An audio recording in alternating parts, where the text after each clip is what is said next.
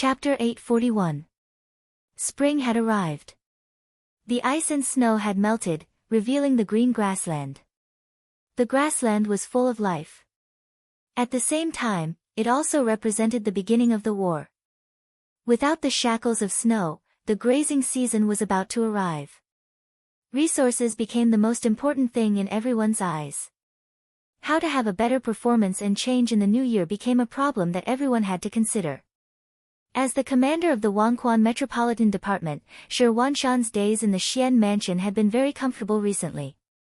Unlike Sun Hong, who faced the Walla's leader, Yes Hen, and had a lot of pressure, the Xian Mansion, which bordered the mercenary forces, had good politics and people. The hearts of the soldiers and the people were very stable. Not only that, but the memorial sent to the capital during the new year also indicated that the imperial court had allocated 500,000 taels of silver, allowing them to build 50,000 new soldiers. With money, it was easy to do things. Shi Wanshan's ambition grew. He only had 20,000 soldiers now. If he could have 50,000 more, his strength would increase by more than one level. Since the imperial court had agreed, he immediately took action. First, he recruited soldiers in the Xian Mansion. Soon, 30,000 new soldiers were in place.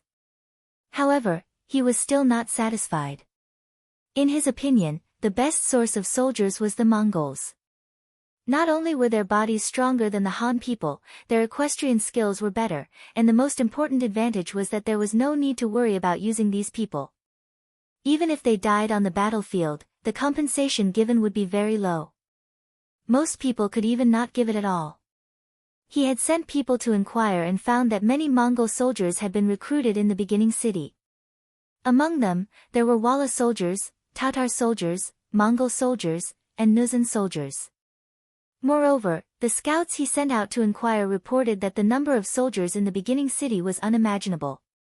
Countless people cried and shouted that they wanted to join the mercenary army, but they had no way to do so. This news greatly boosted Shi Wanshan's spirit. He saw an example and decided to follow suit and use the same method of recruitment. The master of the beginning city was just a loyal duke appointed by Baiming. Then, if he recruited soldiers in the name of Baiming, wouldn't he be more popular? Thus, at the beginning of spring, there was an additional recruitment office under the city of Tulu, responsible for welcoming the warriors and men of the grasslands. The idea was beautiful, but the reality was often cruel. The recruitment office had been set up for nearly a month, but the number of Mongolians who had actually signed up for the army was few and far between. All in all, there were no more than 50 people, and most of them were weak men. It was impossible for Shi Wanshan to see the recruitment office filled to the brim with people fighting to enlist. Shi Wanshan was a smart person. He quickly found the reason. Only then did he realize that the reason why the beginning city could easily recruit soldiers was because of the reputation of the war god of loyalty. The mercenaries had relied on their fists to forcefully conquer a piece of the world and become known to the world. After figuring this out, he naturally wouldn't be convinced. He quickly got his two deputies, Ancient River and Ning Wenfeng, to discuss the matter of sending troops to Mount Saihan. As a part of the Tatars, Mount Saihan was placed here by the great Khan Tuachuo Buhua to block the path of the great Ming dynasty. However, this huge rock gradually lost its effect after the sudden appearance of the beginning city and the capture of Tulu city. Shi Wanshan didn't know why the Duke of Loyalty didn't take action to remove this nail. However, even if the Duke of Loyalty didn't do it, it didn't mean that he would. Especially now that Tulu city had fallen into the hands of Baiming, the threat of this place was already close at hand. By sending troops to Mount Saihan, they could make a name for themselves and let the warriors of the grasslands know that there was not only the beginning city, but also Baiming's army. In addition, by occupying this place, it was equivalent to having one more front station for Baiming to send troops to intervene in the grasslands in the future. Do we need to report this matter to the beginning city?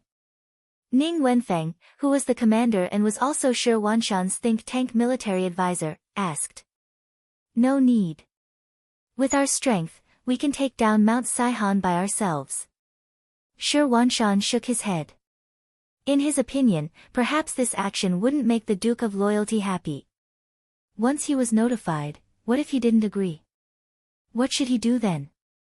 Seeing that Shi Huanshan had made up his mind, the commander, Ancient River, who was sitting at the side, stood up and said, "All right, since that's the case, I'll lead the troops to fight." 3 days later, 15,000 Baiming soldiers set off from Tulu city toward Mount Saihan, which was 400 miles away. Among them, 5,000 were new recruits.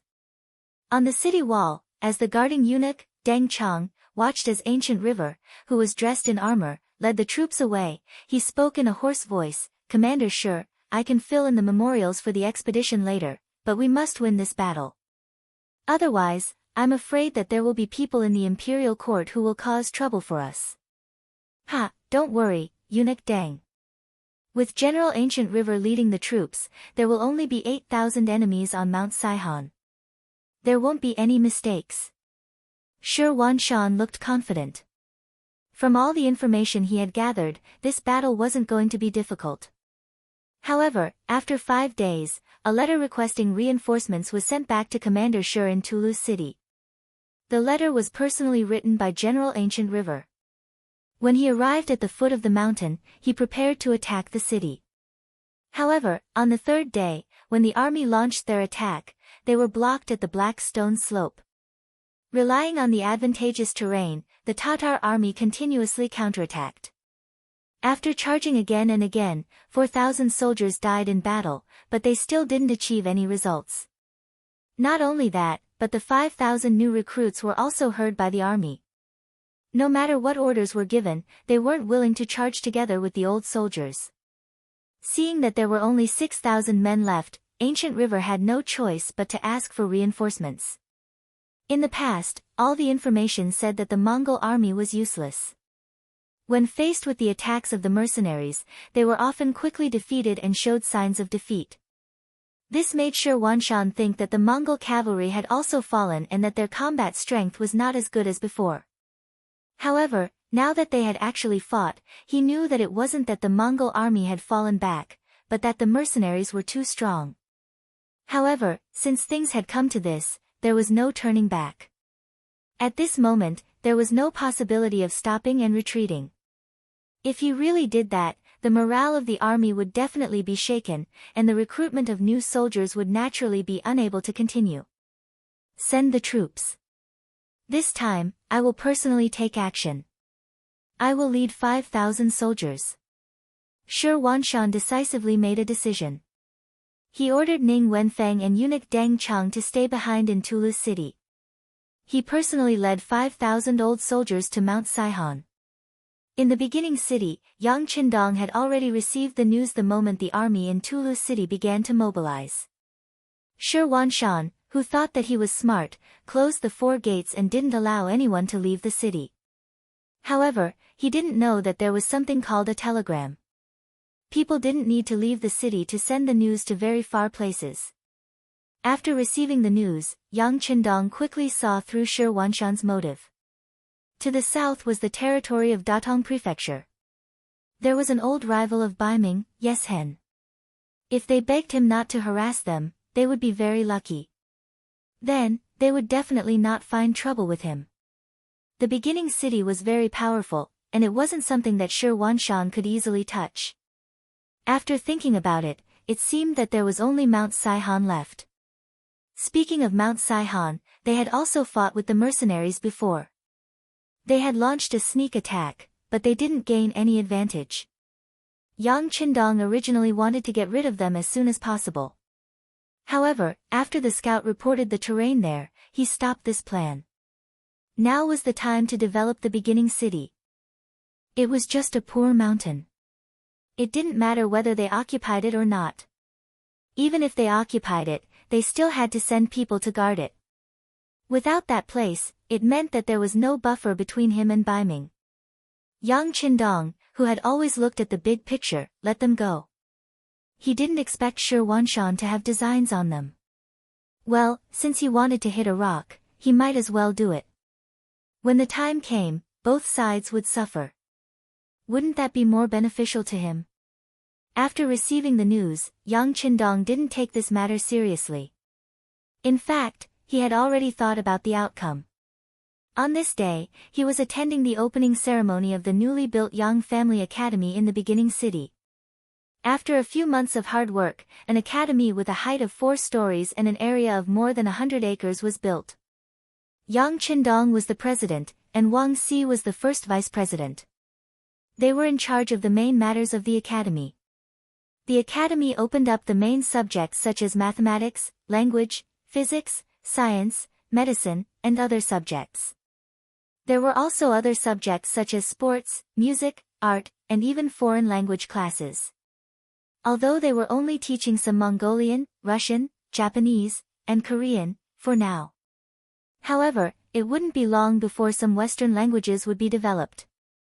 At that time, there would be a group of foreign language talents here. This would play a great role in future dealings with countries around the world, and even in occupying them. Because of Yang Qindong's participation, the ceremony became very lively. The 500 students of the academy for the first time were all present. And this was only the first batch. In the future, there would be more people who would enter to learn. After learning, they would be used by Yang Xie. Just after the ceremony was completed, and under the accompaniment of Wang Si, the vice president, he was walking around the academy. The commander of the reconnaissance battalion, Su Yunsheng, appeared and gestured to Beta Persei from afar. Soon after, an urgent report was sent to Yang Qindong. Glancing at the contents of the report, Yang Qindong's eyes paused for a moment. Then he said to Wang Si, who was accompanying him, "Dean Wang, please take care of the matters here. This young master still has something to do, so I'll go first. Tiger Army Commander, come with me." After hurriedly leaving the academy, Yang Qindong returned to the war room in the Yang residence. Tiger Mane quickly came over. The report that had just been sent was also sent to him. After reading the contents, Tiger Mane's face flashed with surprise. After thinking for a moment, he looked at Yang Qindong and said, "Young master, leave this matter to the new army." "Okay, what do you think?" Yang Qindong nodded lightly. The war naturally had to be left to the new army. Unless the situation was serious, he would only bring the Tiger Army. Chapter 842, Tatar Cavalry's Spring Hunt. Chapter 842. At this moment, Shi Wanshan had already arrived at the foot of Mount Saihan with 5,000 reinforcements. Not only that, he had already launched 2 attacks.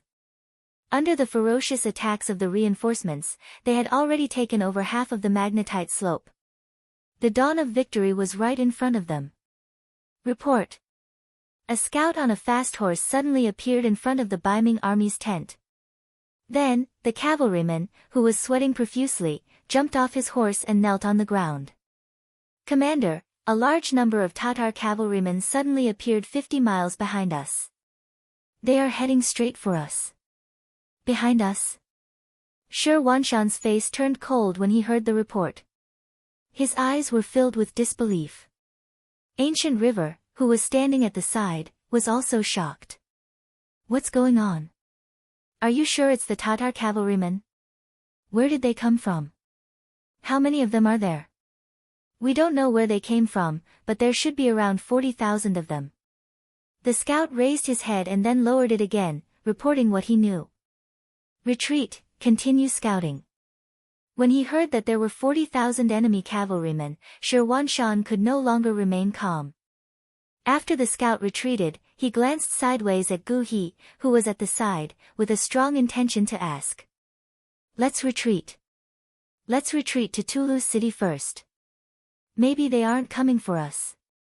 At this moment, Ancient River didn't have any better suggestions. He could only say this with a fluke mentality. "Okay, prepare to retreat immediately. We don't have much time left." It was only 50 miles away. The cavalrymen would arrive in the blink of an eye. It didn't matter if these people were coming for them or not. For safety's sake, it was better to avoid conflict. The Baiming army, who was still attacking fiercely, suddenly stopped attacking the mountain. Then, they began to prepare to retreat. In order to speed things up, they even decided to abandon some of the less important supplies. Within an hour, 2,000 men of the vanguard were sent out. On Mount Saihan, the Baiming army suddenly stopped their fierce attacks, causing the Tatar generals Mazum and Bela to be puzzled. They were afraid that the Baiming army had a plan, so they didn't dare to act rashly. It wasn't until a gerfalcon suddenly flew over the mountain and was captured by a trainer that they learned what had happened at the foot of the mountain. Ha ha ha ha. Mazum laughed heartily when he read the report and passed it to Bora. Take a look, it's General Hubo. He's leading 40,000 cavalrymen towards Mount Saihan. I'm sure the Baiming army is rushing back to Tulu after hearing the news. After reading the report, Baile's face was also filled with excitement. General, this means that our chance has come. Does the Baiming army want to escape? Humph. After fighting us for so long, how can they just leave like that? Why don't we keep them busy and buy time for General Hubo to arrive? Then we can pincer them and wipe them out. Alright. However, we still have to be careful of the mercenaries in the origin city. How about this, we'll leave 2,000 men behind and take 4,000 down the mountain. Mazum suggested. Bora nodded in agreement and led the 4,000 cavalrymen down the mountain, leaving 2,000 soldiers behind. After fighting with the Baiming army for several days, they had lost 2,000 men. The remaining 2,000 were their final strength. Sure, Wanshan didn't know that he had been targeted. He also didn't know that the Tatar army's original target was them. The 40,000 cavalrymen led by Hubo were one of the great Khan Tuachuo Buhua's subordinates. They took advantage of the warmth of spring and the blooming of flowers to appear in the grasslands. They also had a unique name, the Spring Hunt. When spring arrived, the cavalrymen would go out to show off their strength and show off their strength. They would also show off their strength and show off what territory belonged to them. These places were sacred and could not be invaded. Otherwise, they would have to be prepared to be attacked by the cavalrymen. Unfortunately, the territory that Hubo had chosen to patrol this year was near Saihan Mountain. The appearance of the origin city and the change of Talu's city had made the Tatar army feel threatened. This time, it was time for them to take back what originally belonged to them. Previously, it was mostly Wala and Baiming fighting. Previously, the Great Ming dynasty had attacked the Mongol tribes, and Wala had not had any major conflicts with the Great Ming dynasty. However, Yang Chendong's appearance had broken this situation. They needed to retaliate to show off their position and sovereignty.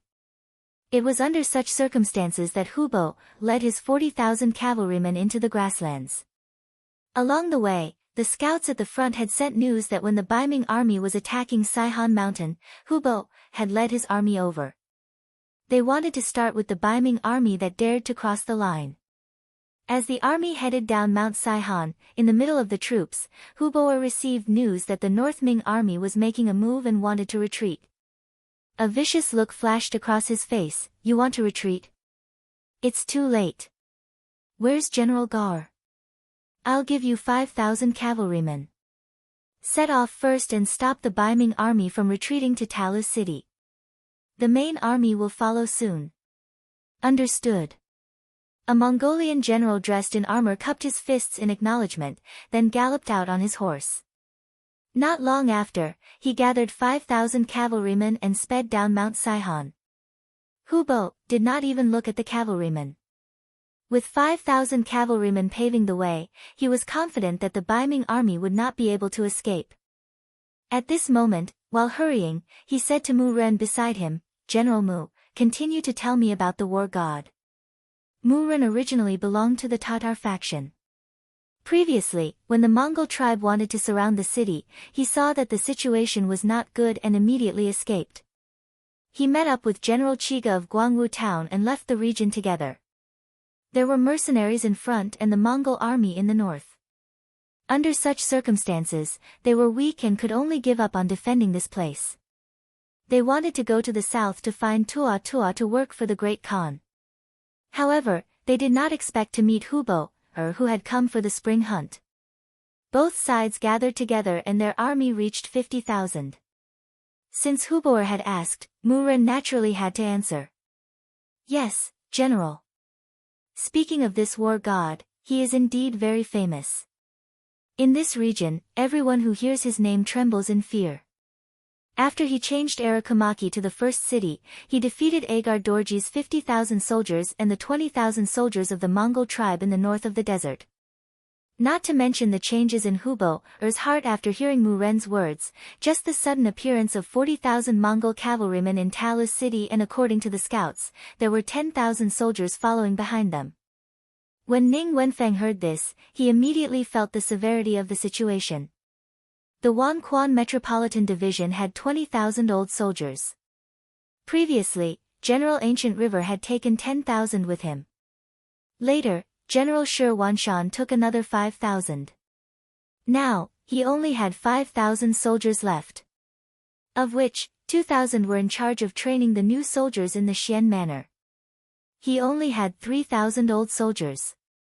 With 3,000 Mongol cavalrymen, 40,000 cavalrymen, and 10,000 infantry, it was impossible. The best thing to do now was to defend the city, but whether or not they could do it was another matter. However, this commander Qian Shi unexpectedly made an unexpected decision. That was, he wanted to go out of the city to rescue and welcome back Commander Shi Wanshan. Perhaps in other people's eyes, once something happened to the commander and commander comrade, Qian Shi would be able to smoothly take over the position. However, in the eyes of the smart Ning Wenfeng, this was not the case. If it was peacetime, he might use his brain. However, with the Mongol army at the border, he would not use his brain. If he wanted to stabilize the situation, the Wanquan Metropolitan Division and the Xian Manor could not do without Shi Wanshan. After making the decision to go out of the city, Ning Wenfeng only left behind 1,000 old soldiers to defend the city. At the same time, he sent someone to inform Deng Chang to send another 1,000 old soldiers and 10,000 new soldiers to defend Talis city. Then, he opened the city gates and left. The situation was very critical. Shi Wanshan, who had left behind a lot of supplies, wanted to immediately retreat to Talis city. At that time, he would still have a chance to defend the city. He moved quickly, but the Mongol army was not slow either. Soon, he received news that the 2,000 cavalrymen in the vanguard had been defeated and were retreating. The scouts said that the Mongol army's General Gaur had defeated our vanguard with 5,000 cavalrymen and is on his way here. There's even worse news.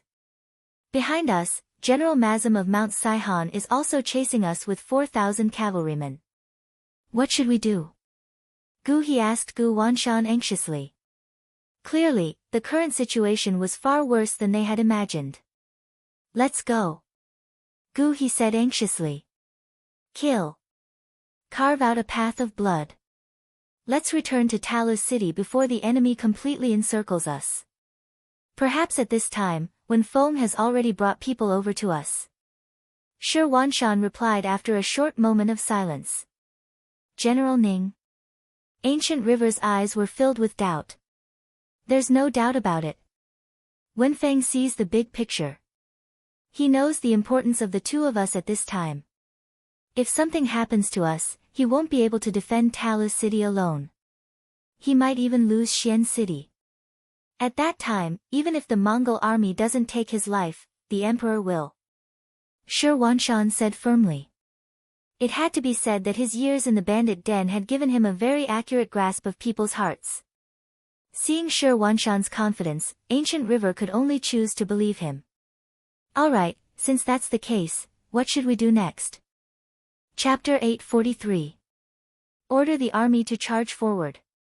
Then you and I will each lead 200 cavalrymen to Tulu city. Let's hope these soldiers can stall for more time. Shi Wanshan's eyes were filled with determination.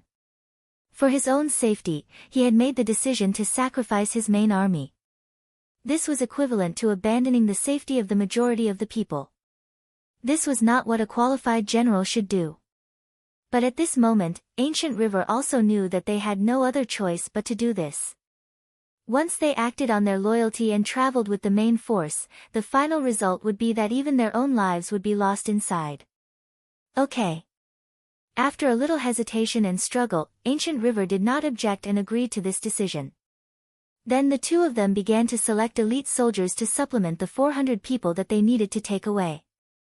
Just as the sky was about to turn dark, Shi Wanshan and Gu He each led 200 elites and set off their troops under the cover of the darkness. Not only did no one in the Baiming army notice them, even the Tatar cavalry scouts who were in charge of monitoring them did not notice them. It was also night time. The mighty new mercenary army left the first city and headed straight for Tulu City.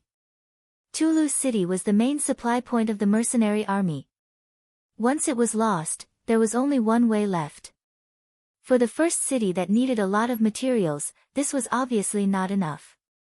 Even if it was for themselves, the mercenary army had to do something to ensure that Tulu City would not change hands. The sky gradually darkened. Fortunately, there was still some moonlight. Once they got used to the darkness, they could see the road ahead even if they did not use a torch. It was just that their vision was blocked and they could not see too far. Since they could see the road ahead, Tiger's man ordered the soldiers not to use torches. At the same time, he also gave the reconnaissance battalion commander Ding Shan a death order to increase the scope of the reconnaissance. Once they found any Tatar scouts, they had to be resolutely eliminated to ensure the concealment of the army.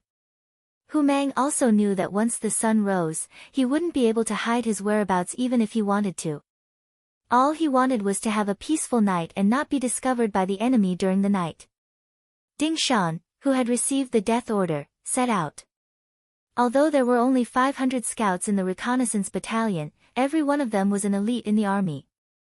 Whether it was horsemanship or archery, they were all 1 in a million talents. It was just a night's covert march, so he was confident that he could succeed. The mercenaries didn't move slowly in the dark. After all, they had already familiarized themselves with the environment and terrain of this area. Usually, there were related exercises, and one of them was to explore this area at night. Now, it was just turning the exercise into a real battle, and it was not difficult. Vice Commander, at this speed, we will be able to cover half the distance by tomorrow morning. At that time, we will be able to form a triangle with the northern Ming army to contain the sudden appearance of the Tatar army. As Hu Mang rode forward, he did not forget to look at Shi Bi and ask this question. It could be said to be a miracle in the mercenary army. He was just a surrendered general who had not made any contributions to the army, yet he had suddenly become a regiment commander. At that time, who knew how many people were envious, jealous, and dissatisfied? But soon, this person used only 2,000 soldiers to force Agador, who had 15,000 soldiers, into Guangwu town. Everyone was in an uproar. Only now did they know that the 6th young master had great foresight and ability. Soon, a new army was established, and Shi Bi was able to get a free ride. He jumped from a regiment commander to a vice commander. This scene made some of the senior officers even more dissatisfied. But considering that this was the decision of the 6th young master, no one dared to say anything. Compared to the dissatisfaction of the others, Tiger's man did not show any emotion. He even thought that it was a good thing that Shi Bi could be his vice commander. It was because he knew that Shi Bi was very intelligent, and even the 6th young master praised some of his ideas.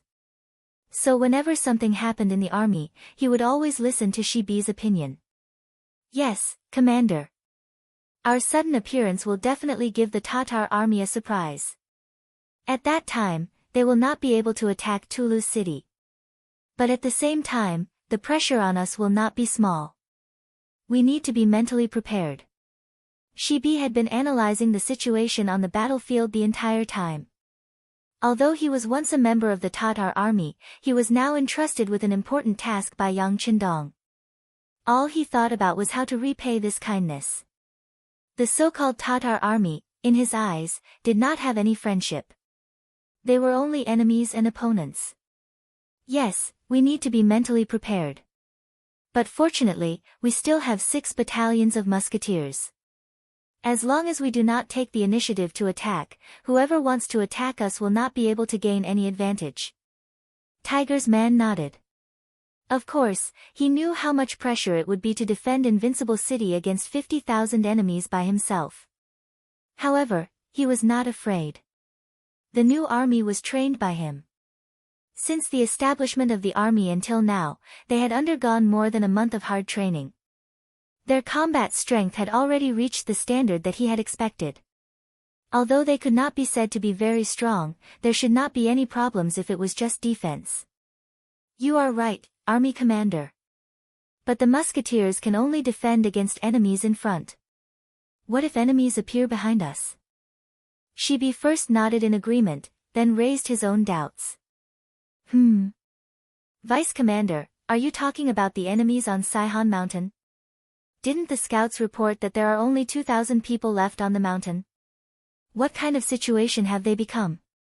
Tiger's man's face showed a trace of confusion and disapproval after hearing this. In his opinion, it was only 2,000 enemies. They would not even dare to go down the mountain. How could they be causing trouble? But no matter what. This is a kind of threat. The sixth young master once said that the best way to deal with threats is to eliminate them and not let them exist between heaven and earth. Shibi's voice carried a hint of persistence at this moment. Since he was appointed as the vice commander, he had to plan for other things while he was in the position. Shibi even knew that the reason why he was promoted so quickly and even reached the rank of senior colonel, surpassing many seniors who had joined the mercenary army before him, was because the sixth young master wanted him to assist Tiger's man and help him fill in the gaps. Since he had already set his position, Shibi naturally knew when to persevere and when he only needed to give some pointers. Just like now, he could not back down. Otherwise, even if the sixth young master knew about it, he would be disappointed in him. With Shibi's persistence, Tiger's man's expression also became serious. He had followed Yang Qindong for so many years.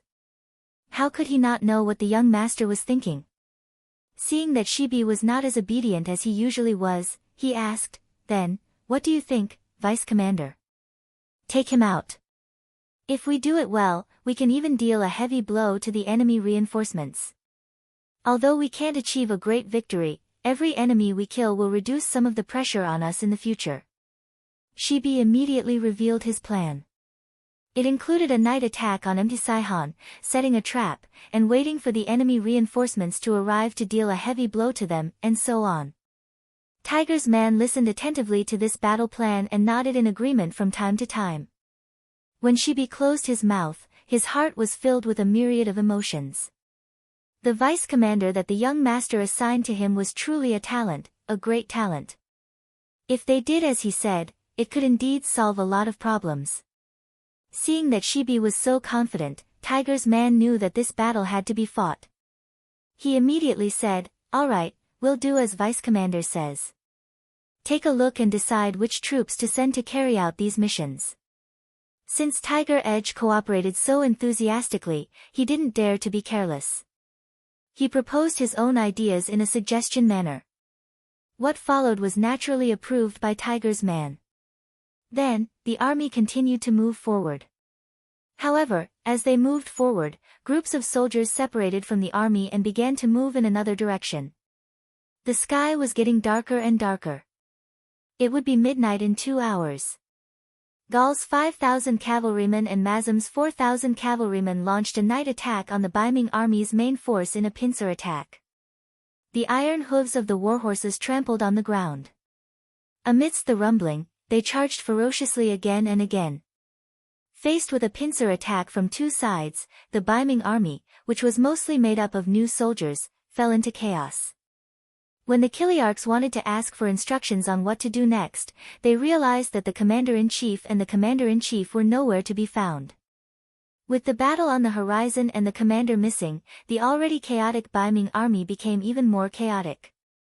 Faced with the charge of the Tatar cavalry, they scattered like birds and beasts, unable to put up any resistance. Countless Baiming army soldiers were killed by the Tatar army. Countless Baiming army soldiers had no choice but to throw down their weapons and kneel down to beg for their lives. Ha ha ha. Mazam, who had killed to his heart's content, couldn't help but laugh proudly when he saw tens of thousands of Baiming army soldiers being wiped out. He had done a great service in this battle. When he saw Hu Bo, he would probably be rewarded. However, his laughter did not last long. The flames that appeared on Mount Saihan not far away attracted his attention. Vice Commander Bella had appeared beside him at some point and said with a panicked expression, "General, someone attacked Mount Saihan. It should be the work of mercenaries." Ayaya. Mazam thought that he had done a great service, but he did not expect his base to be destroyed. At this moment, Mazam was furious. "Men, immediately return to Mount Saihan. No matter what, we can't let the mercenaries succeed in their scheme." Mazam wanted to go back in person, but he was stopped by Plato in the end. "General, you can't do this out of loyalty. We've just won a big victory here. You can't leave yet. Otherwise, won't all the credit be taken by General Gore? How about this, I'll bring reinforcements. I'll only bring 2,000 cavalry. I believe that with the terrain of our mountain, it's easy to defend and hard to attack. The mercenaries won't succeed so quickly. Wait until you see Lord Hubo, and ask for reinforcements. At that time, we'll attack from one side of the mountain and the other side of the mountain. Wouldn't it be better to achieve a great victory?" Chapter 844. Baile's words made Mazam calm down. He thought that if he left now, then the great merit of destroying the Baiming army would have nothing to do with him. More importantly, even if he went back now, he would only be able to bring back 4,000 cavalrymen. Against the powerful mercenaries, they would not be of much use. It was better to stay here and ask for reinforcements after meeting with Lord Hubo. This was the only way to solve the problem. "All right, General Baila, I'll leave everything to you. However, you must be careful." Mazam listened to this suggestion. However, he did not know that this parting would be the final parting between him and Baila. "Please rest assured, General. Once I return to the mountain, I will defend it to the death and wait for General to bring reinforcements." There was no time to lose. After Baila finished speaking, he ordered 2,000 cavalrymen to quickly return. Saihan Mountain was easy to defend and hard to attack because of its geographical location. This had also made Mazam and Baila extremely confident. All of this had been proven when the Baiming army failed to take it down. However, the mercenaries were not the Baiming army. Attacking a mountain like this was a common part of their training. In addition, they had planned to launch a sneak attack. In addition, they had mobilized 2 battalions of 800 musketeers to assist them. When they launched their attack, the Tatar soldiers guarding the mountain were stunned. In the dark, their vision was limited. They did not know where the mercenaries would come from. If they wanted to see the enemy, they would have to raise their torches. However, if someone did so, it would be equivalent to revealing their position. The mercenaries would teach them a lesson in a matter of minutes. Often, the torches would be lit and extinguished very quickly. After more than 100 Tatar soldiers holding torches were killed, everyone learned their lesson and did not have any intention of revealing their position. Without any light, this created an opportunity for the mercenaries to charge up the mountain. At this moment, there were soldiers who relied on their outstanding mountaineering skills to attack the black stone slope and climb up to the peak of Saihan Mountain. The smoke signal on the mountain had been ignited. It was to inform Ma Jiamu and the others at the foot of the mountain that the situation on the mountain was very critical. If there were no reinforcements, they would not be able to hold on. On the black stone slope halfway up the mountain, Deputy Commander Shibi, who was in charge of commanding this battle, was watching the soldiers launch wave after wave of small attacks. His face was languid, as if he was not treating this battle as a real battle, but more like watching a mock competition. Lu Jua, the commander of the recruit division, saw this scene and felt very puzzled. "Deputy Commander, why did you only launch a small-scale assault? Our recruit division is fully capable of launching an all-out attack and taking down Mount Saihan in one fell swoop." Don't worry. Let's make some people anxious." The slow-paced Silk Bear wasn't in a hurry at all. He just chuckled as he rode on his horse and watched the new recruits launch small attacks in rows or companies. "That's right, Commander Lu. This is a good opportunity to train the soldiers through actual combat. Don't miss it." Lu Jua didn't know what Shibi was thinking, but he definitely wouldn't let go of such an opportunity to train the soldiers through actual combat. He immediately nodded solemnly and called over a few regimental commanders, instructing them to use this opportunity to train the soldiers. Once they discovered that a soldier was injured, they were to immediately withdraw and replace him with someone else. In any case, the battle wasn't that intense, so they had plenty of opportunities to do these things. Shibi wasn't in a hurry. Naturally, he was waiting for the fish to take the bait. Just as he expected, Bora led 2,000 cavalrymen and headed straight for Mount Saihan. In order to reach his destination at the fastest speed possible, he didn't even wait for news from the scouts this time. He just sent out the scouts as he flew forward. There was a place called the Creek Valley on the only way to Mount Saihan from Tulu City. During the rainy season in summer, this place would converge into a creek. However, it was usually just a ditch and wasn't very big. It was only about 1 meter deep and 3 meters wide. At this moment, there were 4 firearm battalions of the new independent division lying in ambush here. 1,600 gunmen lay prone in the creek valley, aiming their guns. Not far away, the sound of horses galloping on the ground grew closer and closer. 2 cavalry scouts quickly approached. When they were about 30 meters away, they each made a hand gesture and then disappeared to the sides. From the hand gestures, it could be seen that the enemy was already 5 miles away. The sound of horses galloping came from afar and approached. They were less than 2 miles away from the creek valley.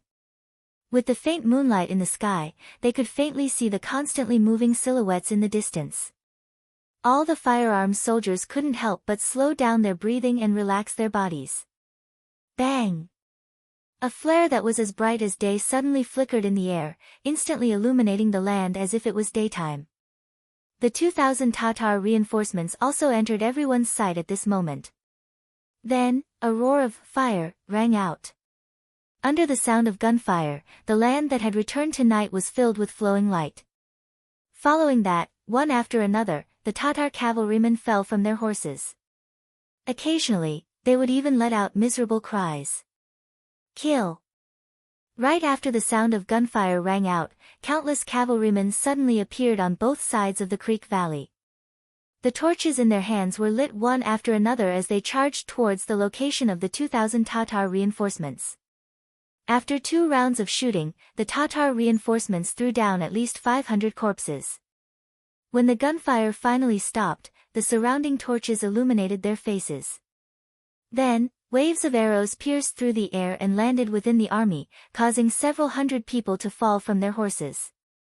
The 3,700 cavalrymen of the 9 battalions were lying in ambush nearby. Under the lead of Division Commander Xian Honghai, they were like fierce tigers descending from a mountain as they surrounded the already stunned Tatar cavalrymen. There were bullets from afar, bows and arrows from close range, and sharp sabers from close range. Under wave after wave of continuous attacks, the Tatar cavalrymen's formation was thrown into chaos. Under the illumination of the firearms, every cavalryman's face revealed a frightened expression. Under the protection of a few personal guards, Baile's face was ghastly pale. At this moment, he knew that he had fallen into a trap. Moreover, from the looks of it, the mercenaries should have been prepared for this and sent a large number of troops. He was impressed by the mercenaries' quick reaction. At the same time, he cursed the uselessness of his own scouts in his heart. The enemy was already right in front of his eyes. Why didn't he receive any news at all?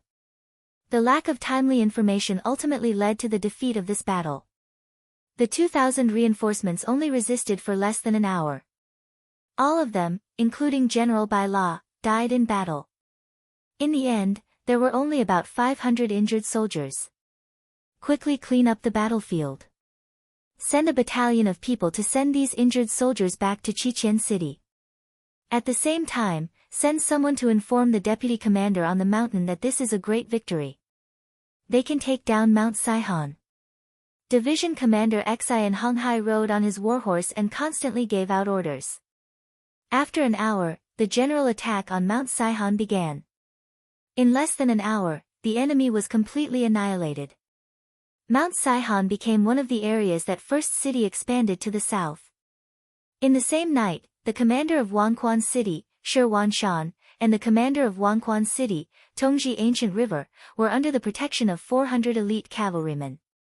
They were rapidly advancing toward Tulu City. They had been running for the entire night. Seeing that the sky was starting to brighten, their whereabouts were finally discovered by the Tatar scouts. Following that, they were pursued and intercepted all the way. At this moment, it could be said that time was life. In order to break out of the encirclement and escape before the main Tatar army appeared, the two generals went through several attacks. The number of soldiers under their command was decreasing. After going through the fifth encirclement, there were less than 50 cavalrymen around them. Even so, the two generals did not intend to give up resisting. They were still fighting with all their might just to be able to return to Tulu City alive. They are over there. Surround them. Don't let them escape. Not far away, another team of 200 Tatar patrols came. When they saw the Baiming army being surrounded, they immediately rushed over with all kinds of strange cries. There were still more than 100 enemies around them. Now that another 200 enemy cavalrymen came, Shirwanshan immediately felt the pressure increase. He waved his saber and slashed continuously. After killing another Tatar cavalryman, he wiped the blood off his face and forced a smile at Ancient River, who was not far away. "Brother Ancient, it seems that we won't be able to escape. If we can't get out, then we'll just die in battle. Killing one is enough. Killing two is a win. At most, we'll be a hero again after 18 years. Ancient River also forced a smile. Then, he tightened his left arm that had been stabbed. He suppressed the bleeding point and waved his left hand once again, charging toward the Tatar cavalryman 5 meters away. At this moment, it was impossible to distinguish between generals and warriors. The heavens were very fair. They only gave each person one life. At this moment, if they didn't kill the enemy, they would be killed by the enemy. All schemes and strategies were useless. The saber and the curved horse kept colliding in the air, causing bursts of sparks. After a quarter of an hour, the Baiming cavalry had lost another 40 cavalrymen. Now, there were only 10 people left standing, including the two generals. Fortunately, after a lot of hard work, they finally managed to bleed out. Without further ado, the two generals brought several wounded soldiers out of the encirclement and headed toward Tulu City. At this moment, as long as there was a chance, they would fight for it. Even if they died, they didn't want to die on the grasslands. Chase! The remaining 200 Tatar cavalrymen saw that the fat meat in their hands was about to fly away. How could they let it go? They all galloped wildly and chased after Shirwanshan and the others. When the distance between them was less than 100 meters, a volley of arrows would be fired. Often, 1 or 2 Baiming cavalrymen would fall off their horses and die. Chapter 845. In the blink of an eye, Baiming's cavalrymen, including the two generals, were left with only 4 people. At this moment, their warhorses also showed signs of exhaustion after a night of running. They were no longer as fast as before and became slower and slower. As a result, the relationship between the two sides became closer and closer. The Tatar cavalrymen were not in a hurry to shoot arrows. With such a good opportunity, they wanted to capture the enemy alive and make a great contribution. The distance between them grew closer and closer. From 100 meters to 80 meters, 50 meters, 30 meters, 20 meters, when they could even see the enemy's back clearly, a large group of cavalrymen suddenly appeared in front of them. Looking from afar, smoke and dust billowed. Seeing that the pursuers were about to arrive and the road ahead was blocked, Shirwanshan's face revealed a pained expression. "Is this my death?" Who would have thought that he would lose his life just because he wanted to expand his strength and take down Mount Saihan? Shirwanshan unconsciously raised the saber in his hand. At this moment, he thought of cutting his own throat. Perhaps this would be a better way to die. Otherwise, if he fell into the hands of the Tatar army, he didn't know what kind of torture he would suffer. "Commander, please wait. It seems to be our own army." Ancient River's eyes were sharp. He saw that the approaching cavalrymen were carrying Bai Ming's flag and wearing the same battle armor as them. He immediately shouted excitedly. This shout pulled Shi Wanshan back from the brink of death. When he raised his head to look at the source of the shout, there was a glimmer of hope in his eyes. That's right, it's our cavalrymen. Wenfeng must have come to save us. Quick! Charge over, we'll be safe once we charge over. Sometimes, a person's potential was limitless. After seeing hope, the speed of the warhorses seemed to have increased unknowingly. The distance between the two sides was also getting closer and closer. The pursuing Tatar cavalrymen also noticed this. Immediately, they took out the longbows that were originally on their backs and shot a volley of arrows. Gu He's luck was very bad as he was shot once again. His entire body spat out a mouthful of blood as he lay prone on the back of his horse. Fortunately, Bai Ming's reinforcements arrived at this moment. Ning Wenfeng, who was leading 2,000 cavalry, commanded the cavalry to return arrows to the pursuing Tatar cavalry. At the same time, he ordered people to rescue the injured General Ancient River. Then he looked at Shi Wanshan, who was in a rather sorry state, and asked, "Commander, are you all right?" "I'm fine. I'm not hurt. Let's return to the city as soon as possible." Shi Wanshan let out a soft sigh. He didn't have any energy left in him as he lay down on the horse's back. "Men, change the commander's horse and return to the city." Ning Wenfeng knew very well that this was not the time to reminisce about the past. Ning Wenfeng's arrival saved the lives of the two generals. On the way back to Tulu City, they encountered several more interceptions. Every time, he would take the initiative to send his men to meet the enemy. After losing about 500 cavalrymen several times, he finally made it to Tulu City safely. More than 2 hours after Ning Wenfeng and the others returned to the city, the main force of the Tatar cavalry had already been defeated at the foot of the city. They began to set up camp and assumed a posture of attacking the city at any time. At this moment, there were only 2,500 soldiers in Tulu City. It would be very difficult to rely on these men to defend the city. Just as Ning Wenfeng was considering whether or not to abandon the city, a scout reported that a large number of mercenaries had suddenly appeared at the northwest side of the city. They had set up camp at the side of the Tatar army, looking as if they would rush up and take a bite out of the city at any time. There's such a thing. Thinking that the mercenaries had arrived quite quickly, Ning Wenfeng immediately climbed up the city gate tower. Sure enough, he saw the 5-starred flag of the mercenaries 5 kilometers away from the city. While sighing at the mercenaries' quick reaction, he also let out a sigh of relief. Now it seemed that defending the city wasn't necessarily impossible. The Tatar army that had originally been prepared to attack the city had no choice but to rearrange their troops out of fear of the mercenaries. This gave Tulu City a chance to catch its breath.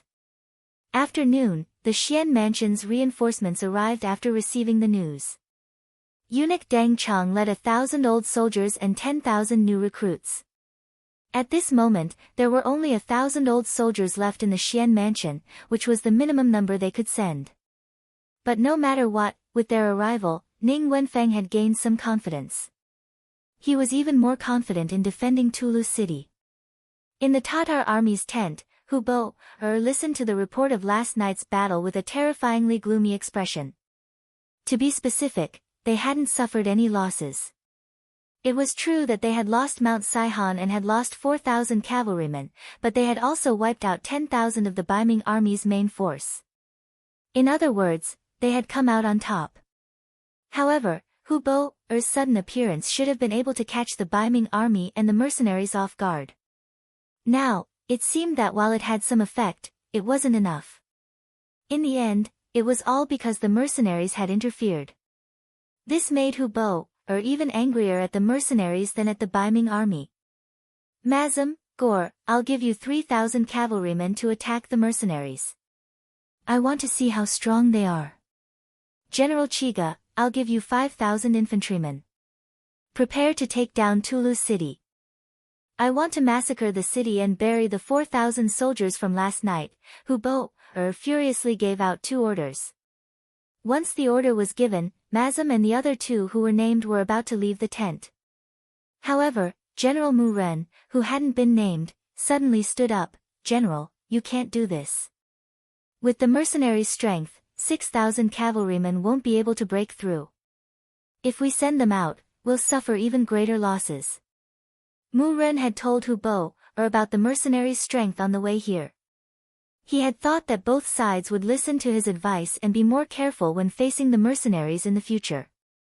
However, it seemed that they hadn't taken his advice seriously. "Do not shake the soldiers' morale. Generals, why aren't you going to do as I say?" Hu Bo was clearly furious. He glared at Mu Ren, as if saying that he would kill him if he dared to shake the soldiers' morale. In the end, Mu Ren didn't dare to say anything and stepped back. Since the general had given his orders and was angry, the others naturally didn't dare to disobey. 6,000 cavalrymen and 5,000 infantrymen left the camp and charged towards the north and west. CB had already arrived outside Tulu City from Saihan Mountain and was warmly welcomed by Tiger's Mane. "Ha, Deputy Commander, you've worked hard."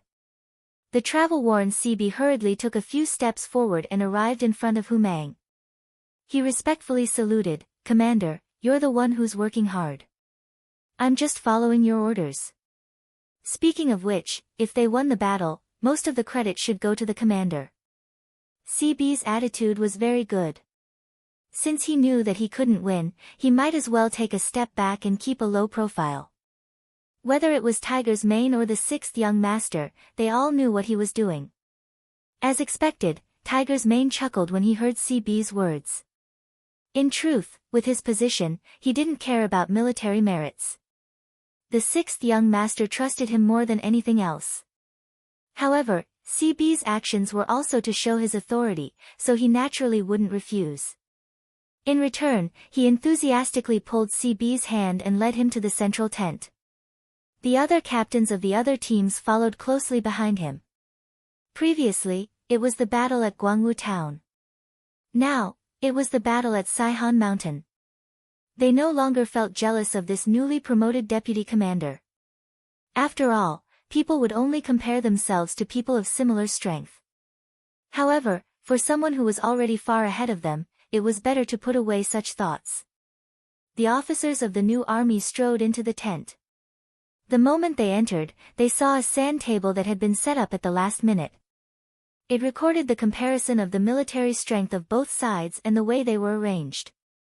Tiger's Mane learned this from Yang Qindong. He wasn't the only one who had such a simple sand table in every regiment commander's tent. It was to help them understand the situation on the battlefield better. Everyone followed Tiger's Mane to the sand table. After looking at it, they started to think seriously. About 7 minutes later, he smiled and nodded. "The commander's arrangement is already the best." Saying these words proved that he had no other opinions. Tiger's Mane chuckled and said, "Deputy Commander, you must have had a hard journey. Why don't you go back to the tent and have a good rest?" "There's no need. I've already rested on my horse on the way here." CB shook his head and refused. It was true that he had made a military contribution, but this didn't mean that he had any special privileges. Especially in front of Tiger's Mane, he was a junior. "Fine. Since Deputy Commander is concerned about military affairs, then let's discuss how to attack the Tatar army." Tiger's Mane nodded. He was just being polite. Now that the small talk was over, it was time to talk about business. Without waiting for the officers to express their opinions on the current situation, the scout battalion commander Ding Shan had already entered the tent. He saluted Tiger's Mane and said, "Commander, the Tatar army has moved. There are 3,000 cavalry coming towards our camp from the left and right." "You're so petty." When he heard that there were only 6,000 cavalry coming, Tiger's Mane didn't panic at all. Instead, he was somewhat dissatisfied. It was clear that he felt that the Tatar army didn't send enough cavalry. Hearing this, the other officers also burst into laughter. After laughing, Tiger's Mane put away his casual attitude and his expression became more serious. The sixth young master once said that we have to pay attention to the enemy in terms of tactics and look down on the enemy in terms of strategy. Therefore, even if we have the confidence that we will win, we can't be arrogant and we can't be careless. Yes. When the officers heard that it was the sixth young master's order, they all replied seriously. Good. Since the enemy is coming, of course we have to beat them back. Deputy Commander, do you have any thoughts? Tiger's Mane asked out of respect. No. We will listen to Commander's orders. Other than that, there was nothing else to say. Last night when they were marching, he had said all his thoughts and Tiger's Mane had also agreed. Now, they just had to follow the plan. Chapter 846. Very well, since that's the case, let's proceed according to the plan, Tiger's Man nodded. Following this, he gave out a series of orders, and the officers who were called stood at attention. The other officers who were not called also earnestly studied. For them, as the mercenary army continued to expand, the number of soldiers they could lead would only increase. The military ranks on their shoulders would also increase, and the number of pentagonal beans would also increase. Learning more about the battle strategy of the Bright Tiger Army commander would naturally be beneficial for their future development. On the battlefield, Gaylor and Mazam each led 3,000 cavalrymen towards the mercenary camp. Although Hu Bo had rejected Mu Ren's suggestion to fight cautiously, the two generals knew that the mercenary army was not to be trifled with. This time, he had to be extremely careful in order to make an enemy out of him. In actuality, from the fact that they had only sent 3,000 cavalrymen each, it was clear that they were testing the mercenary army. Otherwise, Hu Bo would have sent at least 10,000 cavalrymen. Because it was just a test, the two generals did not charge forward. Instead, they slowly approached, wanting to see how the mercenary army would react to their arrival. Under their watchful eyes, the mercenary camp quickly reacted. Groups of mighty and majestic cavalrymen appeared and walked out of the camp in an endless stream. It was too much for the eyes to take in, and it felt like there was no end to them. However, this feeling quickly disappeared because the cavalrymen had already blocked their vision, making it impossible for the two generals to see what was going on within the mercenary army.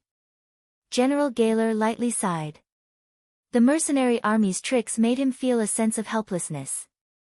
On the other hand, Mazam glared at the mercenary army with a look of hatred. It was because of the mercenary army's shameless sneak attack last night that not only had he lost his base at Mount Saihan, but his assets had also been stolen. Even his deputy general Bora had died. Because of this, he was furious, and he wanted to deal a heavy blow to the mercenary army to take revenge for his brothers and vent his anger. As they advanced, the distance between the two sides became closer and closer. When they were 4 li away, they were already within range of the cavalrymen. However, the mercenary army was still in formation and did not seem to have any intention of charging. It's just a bluff. Seeing that the mercenaries were not moving at all, neither charging forward nor retreating, Mazam, who was furious, decided to charge forward and try it out. He wanted to see how strong the other party was. Men, attack! Once the order was given, the 3,000 Tatar cavalrymen moved. Their horses galloped and kicked up clouds of dust on the ground as they charged toward the mercenary cavalrymen. When Gore saw that Ma Zhamu had taken the initiative to charge without even greeting anyone, his eyes darkened. At this moment, a deputy general at the side asked, "General, should we also launch an attack together?" "Let's wait and see," Gore said calmly. This was his first time fighting with the mercenaries, and he wanted to learn more about them. The left wing did not move. Only Mazam's army rushed out. However, he did not seem to be afraid. There was only the word "kill" in his eyes. Although there were quite a number of cavalrymen, there was no fear in his eyes. On the battlefield, one could win against many with a few. Perhaps it would happen to him one day. The Tatar cavalrymen were getting closer and closer. Soon, the distance between them was reduced from 4 li to 2 li. At such a distance, the cavalrymen should charge. Otherwise, there would not be enough space for them to display their speed. Once they collided, they would be at a disadvantage. Everyone understood this logic, but the mercenaries acted as if they didn't. The cavalrymen remained motionless on their horses. It was as if they weren't facing 3,000 enemy cavalrymen who could kill, or 3,000 sheep who posed no threat at all. Kill! Seeing that the distance between them was close to 2 li and was still shrinking, Mazem's eyes flashed with joy. The mercenaries were so arrogant that they did not intend to charge. In this way, the advantage would be in his hands. Once he got close to the enemy cavalry, he would use the momentum to ram them. At that time, his 3,000 cavalrymen would be able to unleash several times their strength. It was not impossible for them to win. Are they crazy? Men, charge with me. On the other side, Gower saw everything clearly with his eyes. Seeing that the mercenaries were still not moving at such a distance, he was truly shocked. At such a distance, if they did not charge, they would not have a chance to charge. Could it be that the powerful mercenaries were just legends? In reality, they were just infantrymen riding war horses. Unable to understand, Gower decided not to think about it anymore. After all, facing an enemy cavalry that did not know how to charge, this was a heaven-sent opportunity. He could even imagine how Mazem would go on a killing spree once he joined the mercenary army. And such a great merit could not be claimed by him alone. He was bound to take a share of the pie. Gower also moved. The 3,000 cavalrymen charged, but they were only 2 li late. The moment he led his troops to charge, Lujois, who was standing in the front row of the mercenaries, smiled. With a smile, he suddenly ordered the army to move to the left and right, leaving the center. Although he was leading recruits, there was no problem in following orders. Immediately, the army began to retreat to the left and right. As they left, the 6 brigades of musketeers behind them were exposed. Beside the musketeers was the independent division commander Xin Honghai on horseback. Seeing that his field of vision had become very wide, his originally raised saber also dropped. He shouted, "Fire!" At the front of the battlefield, Mazem was already less than a li away from the mercenaries. He could even see the pale and frightened faces of the mercenaries. At this moment, his heart was extremely carefree. He urged his horse to speed up. His saber could not help but taste blood. Right at this time, the situation on the battlefield suddenly changed. Those frightened mercenaries separated to the sides, revealing the 3,000 mercenaries behind them. Following a loud roar, several thousand bullets flew through the air, passing through the air and arriving in front of them. The distance of 1 li, 500 meters, was completely within the range of the Type 81 assault rifles. Under the explosive sounds of gunfire, bullets flew out from the barrel like meteors flying through the sky. They drilled into the bodies of the Tatar cavalrymen who were brandishing their sabers, drawing out waves of blood. Mazem, who was charging at the very front, did not avoid this rain of bullets either. One of the bullets landed on his chest. The instant that fatal bullet entered his body, Mazem, who was still shouting and charging forward, was stunned. His saber dropped, and his entire body slid down the back of his horse like a boneless viper. Then, he fell from the horse, landing on the ground, bringing with him waves of dust. Even when he died, his body still charged towards the mercenaries' camp, showing his determination to avenge his humiliation with blood. The general died on the battlefield. The omnipresent bullets ran amok among the armored cavalry. One after another, the Tatar cavalrymen were shot and fell off their horses.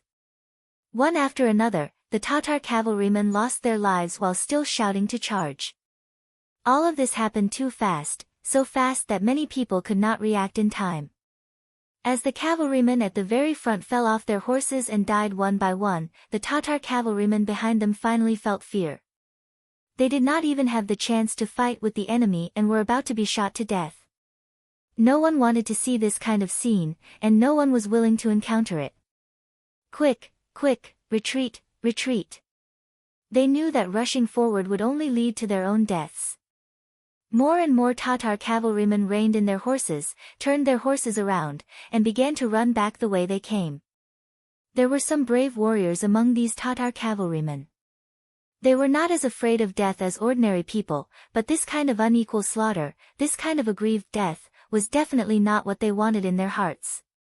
So at this moment, they would rather be a coward and turn around to escape than to show their courage and charge forward half a step. As if they had expected them to do this, the cavalry of the recruit division at the front once again opened up a path. The head of the light cavalry regiment, Ma Xiangshan, shouted, "Comrades, charge with me." The light cavalry regiment moved. The biggest change in the new army was that they had a heavy cavalry regiment and a light cavalry regiment. Like the name, heavy cavalry was a full body armor, and focused on the art of opening and closing. They were like a flood of steel rushing into the enemy formation to kill the enemy. The light cavalry was a light military uniform, focused on flexibility and speed. They did not have much other equipment on them except for the necessary sabers and crossbows. What they wanted was to use the lightest equipment to chase down the enemy cavalry with the fastest speed. When the light cavalry regiment moved, it represented the start of the chase. After Ma Xiangshan's shout, countless light cavalry flew out like arrows, heading straight into the distance. As they galloped, the crossbows in their hands were not idle. Arrow after arrow shot out into the air, chasing and killing the defeated enemy cavalry at the same time. The sudden sound of the muskets and the sudden attack of the light cavalry made Gao Er's 3,000 cavalrymen suffer. They originally thought that when they were 1 li away, the cavalrymen would be able to display their strongest fighting strength. They never thought that there would be so many dangers behind the mercenary cavalrymen. Time after time, they had to move aside, giving them different experiences. First, he was struck dumb by the muskets. By the time he managed to turn his horse around in time, the enemy cavalry behind him quickly caught up with him. When the arrows got close to him, he could only watch as the soldiers he brought with him were shot by the arrows and fell to the ground. His heart was bleeding, but there was nothing he could do. Chapter 847. Underestimating the enemy was not scary. What was scary was that his cavalry had been beaten into a pulp and had lost their will to fight. With such an iron cavalry, it would be difficult to calm them down and turn back to fight. They could only rush toward the Tatar camp and hope that the enemy would not chase too hard. As expected, the light cavalry did not chase too far and stopped after 6 miles. Ahead of them was the Tatar camp, and the enemy could send their cavalry to counterattack at any moment. Although they were light cavalry and were not afraid of being caught, there was no point in fighting. The light cavalry retreated and kept their guns. This probing mission ended in a huge victory for the mercenaries. Based on the results, they had killed close to 2,000 cavalry and captured 100 enemies. Not only did they lose the first battle, but even General Mazem had died on the battlefield. When this result reached Huboer's ears, he was furious. Within the tent, the table was sliced in half by a sharp cavalry knife. A roar sounded out, "Mazem, I will take revenge for you." Mazem had defended Saihan Mountain for many years, and even if he did not contribute much, he had put in a lot of effort. However, when Huboer's army appeared and was about to show off their skills, he was killed. It was truly regretful and sad. All of a sudden, the morale of the Tatar camp was low. To break this bad atmosphere, Huboer roared out once more, "Where is General Chiga? Has he not taken down Talis city?" The flames of war raged beneath Tulu. Countless cloud ladders were erected beneath the city walls, and countless arrows were fired in the air. Death was a matter of great importance to humans, but at this moment, it seemed so insignificant and ordinary. When the Iron Cavalry started to probe the mercenaries, the 5,000 grassland infantry led by Chiga had launched a fierce attack on Talis city.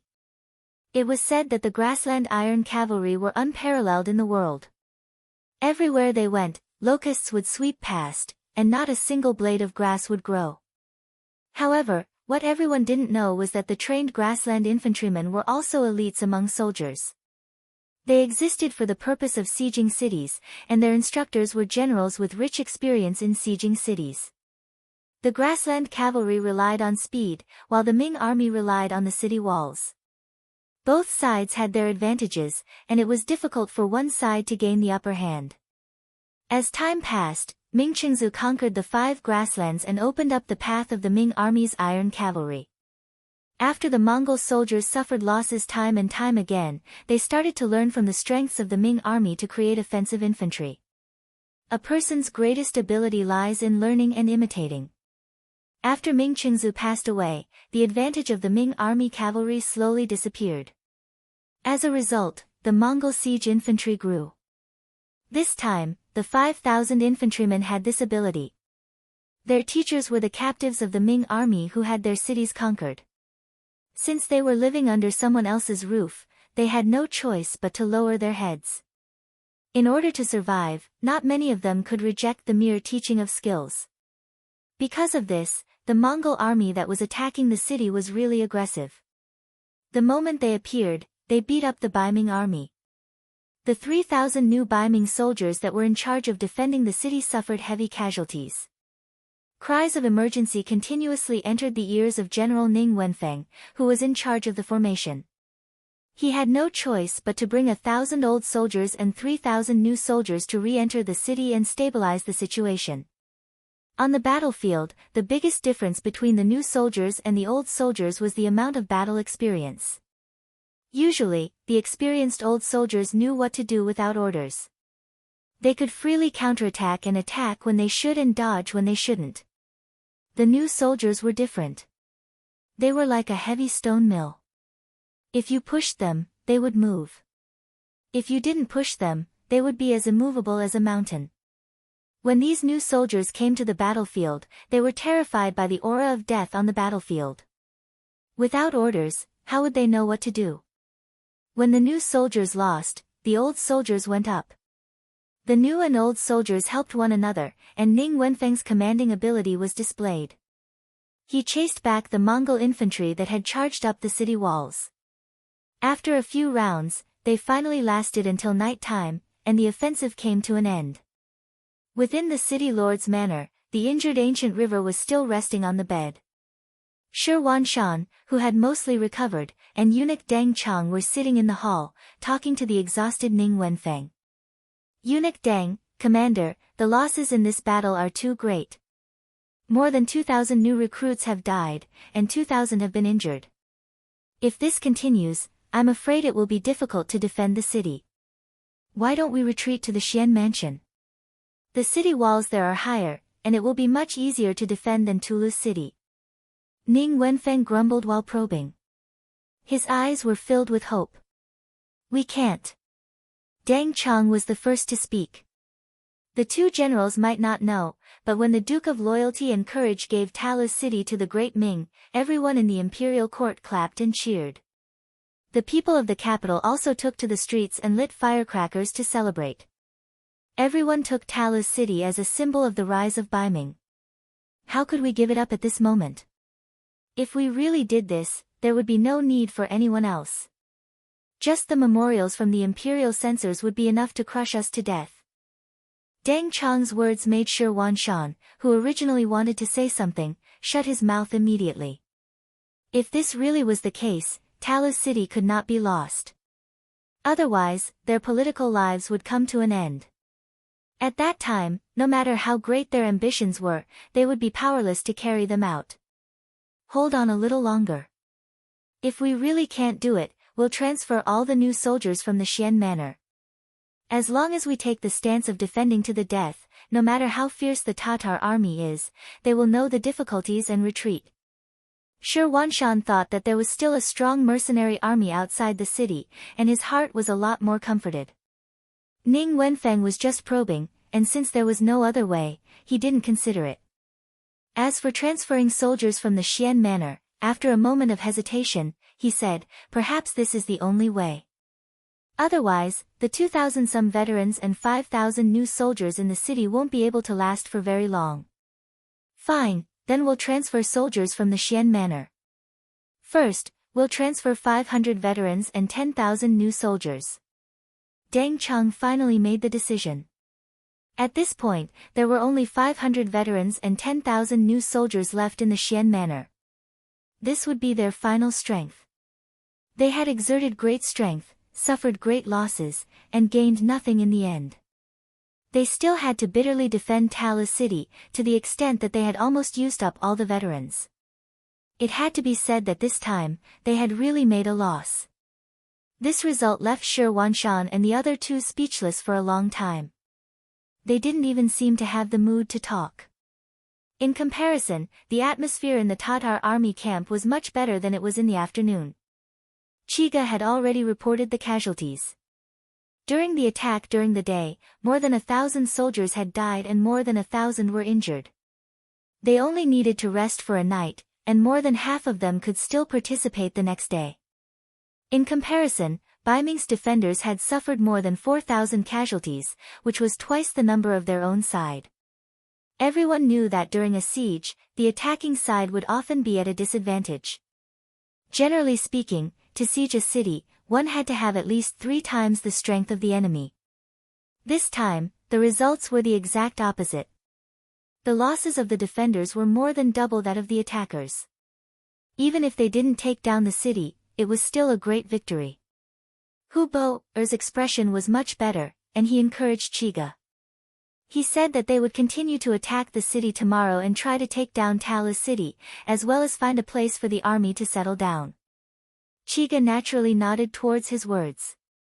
Compared to ordering the Baiming army to continue attacking, Hu Bo's attitude towards the mercenaries was something that Hu Bo could not grasp. Today's battle had given him a deeper understanding of the strength of the mercenaries. While he regretted not listening to Mu Ren's advice, he also decided to listen to his advice, which was to defend and not go out. They would wait until they took down Tala City and found a place to settle down before slowly making their next move. However, in order to prevent what happened during the day from happening again, Hu Bo called over another general, Hu Lin, and told him to prevent the mercenaries from sneaking into the camp before going to sleep. The truth proved that Hu Bo's worries were unnecessary. The mercenaries who had won during the day were sleeping peacefully in their own rooms. To them, the battle during the day was unavoidable, and it was a test between both sides. Even if it did not happen today, it would happen tomorrow. Once the test was over and they knew that they were not to be messed with, the Tatar army would be much more obedient.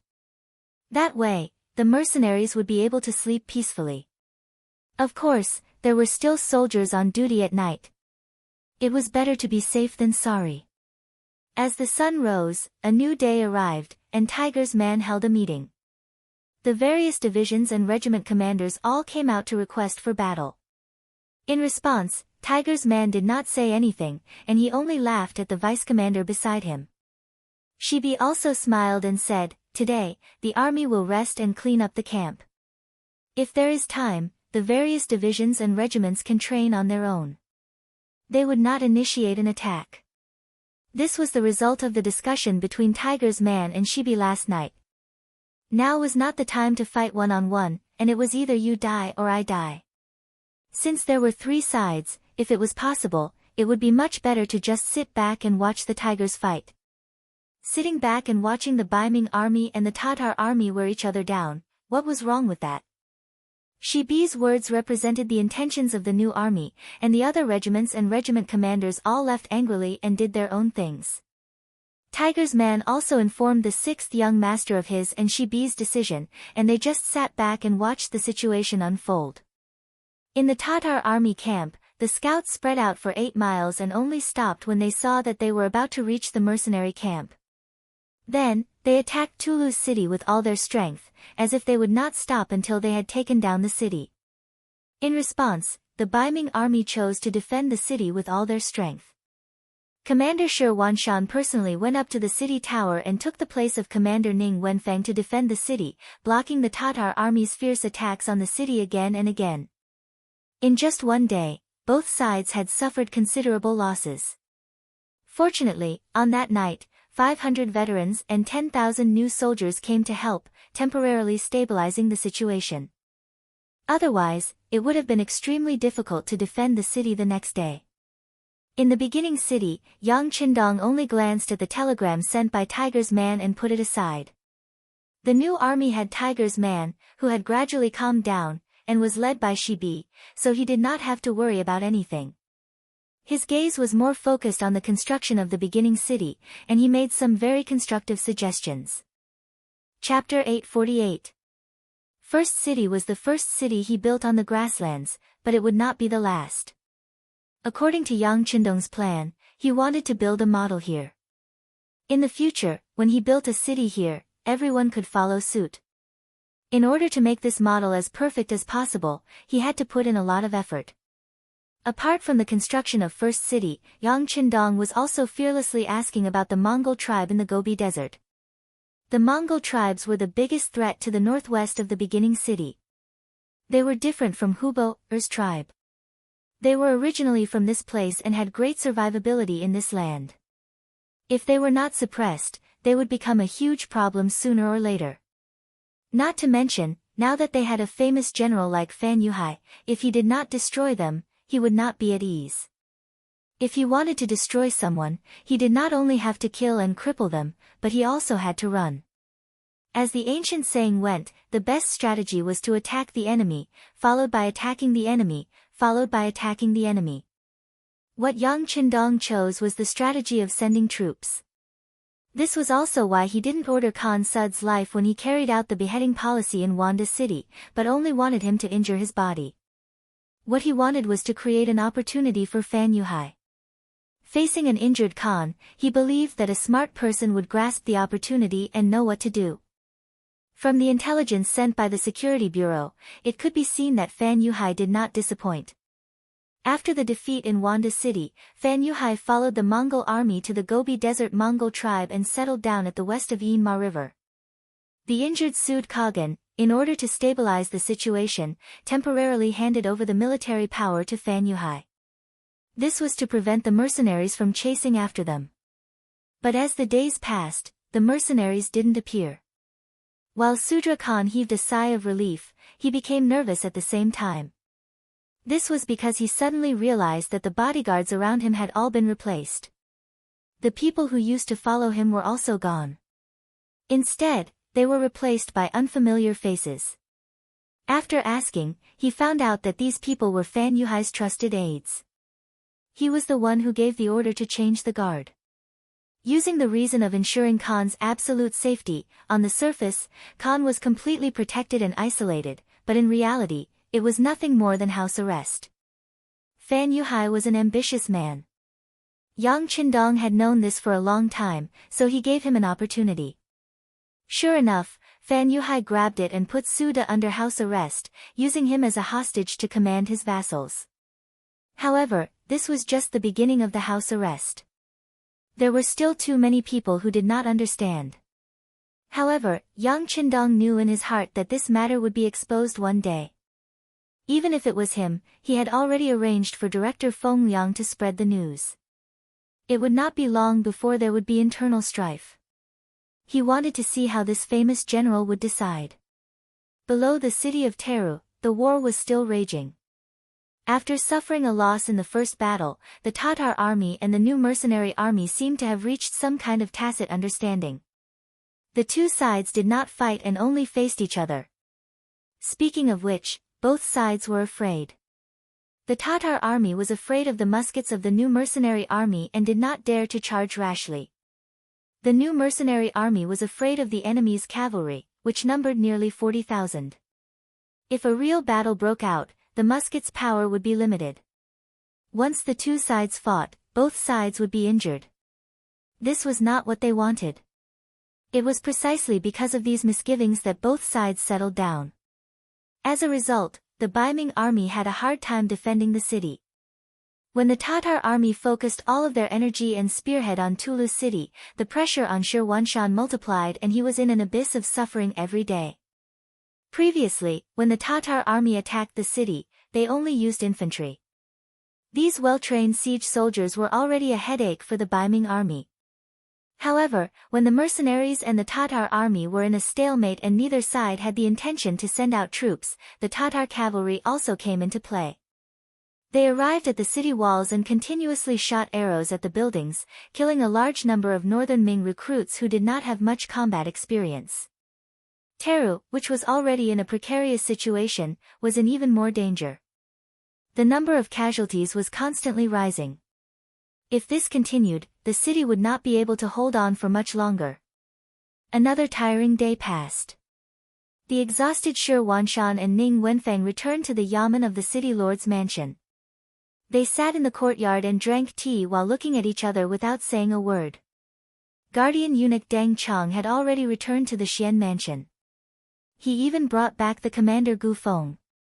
He said that he was bringing the general back to recuperate, but in reality, it was just an excuse for him to avoid responsibility. As long as he wasn't in the city, once Talu's city fell, this responsibility wouldn't have much to do with him. At that time, with Gu He, this general, in his hands, the safety of the Xian manor would be guaranteed. What a wonderful plan. I said that we shouldn't have taken Teru. This city is extremely important, but its walls aren't that high. We're just asking for trouble. The emotionless Ning Wenfeng finally couldn't hold back any longer and slapped the stone table in the courtyard. After several days of bitter fighting, even the most even-tempered person would have been worn in. How could Ning Wenfeng's reaction not be exactly what Shi Wanshan had been thinking? But he was keenly aware that there was no way out of this situation. He had sent a messenger 800 li to the capital to ask a few officials who were on good terms with him. All of their answers were basically the same. The imperial court viewed this battle with great importance, and if they lost, an imperial edict condemning them would immediately be issued. When that time came, they would be guilty of biming. Shi Wanshan, who had worked so hard to get to this day and had even been a bandit, naturally didn't want to lose everything. What he needed to do was think of a way to protect Teru. Suppressing his anger, Shi Wanshan asked, Wenfeng, what do you think if we kill our way out and send someone to ask for reinforcements from the mercenaries? Ask for reinforcements? Ning Wenfeng raised his head and looked at the hopeful Shi Wanshan. He shook his head and said, Commander, it's not that I want to discourage you, but if you were a mercenary, would you intervene at this time? This. Shi Wanshan was speechless. He knew that his suggestion just now was somewhat idiotic, but he really couldn't think of a better idea. Behind them was the Xian residence, which also lacked soldiers. They might have the strength to defend the city, but they definitely didn't have the strength to send reinforcements. As for the imperial court, although he had sent several emergency letters, they had all been like stones sinking into the sea. It was obvious that the imperial court wouldn't send any reinforcements for the time being. After thinking about it, there seemed to be no other option besides the mercenaries before him. This was a method that couldn't be helped, but he hadn't expected Ning Wenfeng to reject it so quickly. Sitting across from him, Ning Wenfeng understood Shi Wanshan's thoughts, but he still couldn't help but say, Commander, there's no need for this idea. Right now, the mercenaries are probably looking forward to us and the Tatar army fighting until both sides are heavily wounded. Why would they intervene at this time? But once Talu's city changes hands, one of their supply routes will be cut off. Will the loyal guild allow this to happen? Shi Wanshan still wanted to argue. So what if the supply route is cut off? Isn't there still the new Gandusi region? That was originally the loyal guild's backup plan. At least for this reason alone, we have to go against 40,000 elite cavalry. This is not a good deal. Ning Wenfeng shook his head. With such an attitude, such a decisive answer, Shi Wanshan was speechless. Perhaps he also had such thoughts in his heart, otherwise, he would have sent someone to deliver a letter to the mercenaries. However, at the moment, he really couldn't find a solution other than this method. With a sigh, Shi Wanshan closed his mouth again. Only when he was drinking tea would he suddenly open his mouth, as if he had a grudge against the teacup and the tea leaves. Silence. Another silence, representing the bitterness and helplessness in the hearts of the two generals. At this moment, a guard outside the door walked in and half knelt on the ground. Sir, there is a person outside the residence who calls himself the Loyal Guild's messenger asking for an audience. The Loyal Guild's messenger. When they heard the voice, the eyes of the two men who were originally dispirited lit up. Shi Wanshan even opened his mouth abruptly after a breath of time, please, please. If it weren't for his own status, Shi Wanshan would have already stood up to greet him. But even if he didn't do so, the two words, "please," from his mouth were enough to express his excitement. The bodyguard retreated. Less than half a cup of tea's time had passed, but from Shi Wanshan's point of view, it seemed like a long time had passed. Finally, a man dressed in plain clothes walked into the backyard. The bodyguard beside him had already proved his identity. "This commoner you can greets the two generals." The man cupped his fists and bowed slightly, then stood up straight again. He had an expression that was neither servile nor overbearing. Although he was a commoner, how many commoners could still act so naturally in front of the commander-in-chief? Just from this aspect alone, this person was different from ordinary people in many ways. "So it's Mr. Yu. Please take a seat," Ning Wenfeng said with a spring breeze smile on his face. Before the identity of this person was clear, this kind of reception was naturally done by him as a subordinate official. As he spoke, he waved his hand at the guard at the side, indicating for him to withdraw. Soon, only the three of them were left in the small courtyard. Yukan tasted the fragrant tea in front of him under Ning Wenfeng's indication. After a light sip, he nodded slightly. "Not bad, good tea. Hee, now that the war is imminent, we didn't know you were coming, so we didn't prepare well. However, the Duke of Loyalty and Courage must have some exceptional tea." Ning Wenfeng laughed mischievously, not forgetting to point the spearhead at the topic he wanted to discuss. Even now, he was still very suspicious of Yukan's identity. Chapter 849.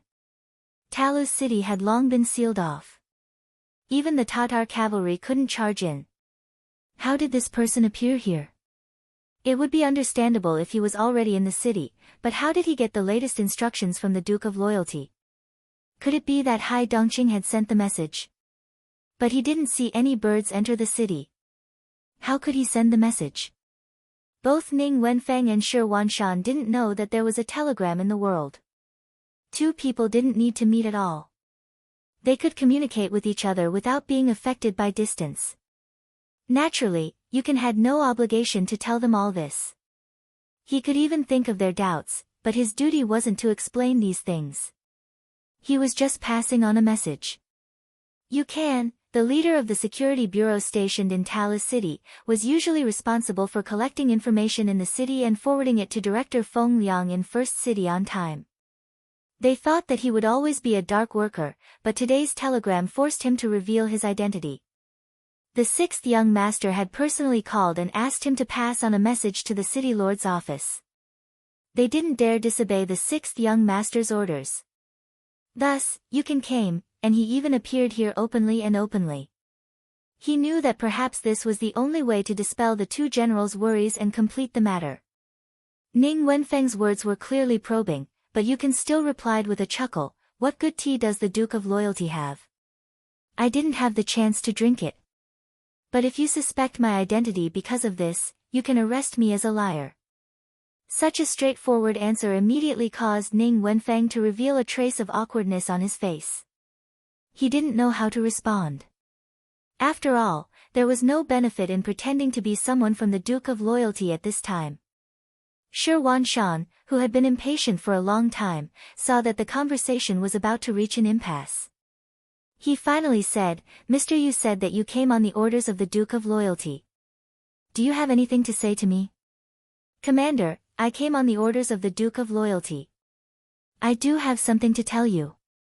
According to the Duke of Loyalty, if Talu's city can't be defended, there's no need to defend it anymore. We can just retreat to Xuanfu City. At that time, we can accumulate strength to defend it." Yukan was only halfway through his sentence when Ning Wenfeng interrupted him. "How can Talu City not be able to defend itself? Furthermore, we are paid by the Imperial Court. Now that the Imperial Court has not issued a decree, how can we leave our posts without permission? Mr. Yu, do you know that your words just now are already a crime?" One couldn't blame Ning Wenfeng for being angry. Yang Qindong might not care too much about the loss of Talu City, but as the general of the city's defense, he had a huge responsibility. If he did not handle it well, his reputation would be ruined. It was even possible that he would be imprisoned and beheaded. How could he not be anxious when it involved his own life? After Ning Wenfeng said this, Yukon closed his mouth. He first shook his head, then tasted the tea. He was not frightened by the other party's words. Yukan's calmness landed in the eyes of Shi Wanshan, who was standing beside him. His eyes could not help but light up. This person was so calm. Either he had something to rely on, or he had already disregarded life and death. Regardless, he believed that no one would come here to throw their lives away. He immediately suppressed Ning Wenfeng, who was about to explode, and smiled at Yukon. Mr. Yu, you must have something else to say. This commander is willing to listen with respectful attention. Since Shi Wanshan had spoken in this manner, Ning Wenfeng could only forcefully suppress the anger in his heart. After which, he viciously stared at Yukon. He wanted to see what this person was going to say next. If he continued to spout nonsense, he would not care if the other party was truly a loyal person. He would take him down first. Yukon slowly put down his teacup. He looked at Shi Wanshan and said word by word, the Duke of Loyalty said that Talis City can be abandoned, but Xuanfu City cannot be abandoned. As long as the commander defends Xuanfu and does not let the Tatar army take a single step forward, Talis City will return to the general's hands in 1 or 2 months at most. Oh. Shi Wanshan was stunned.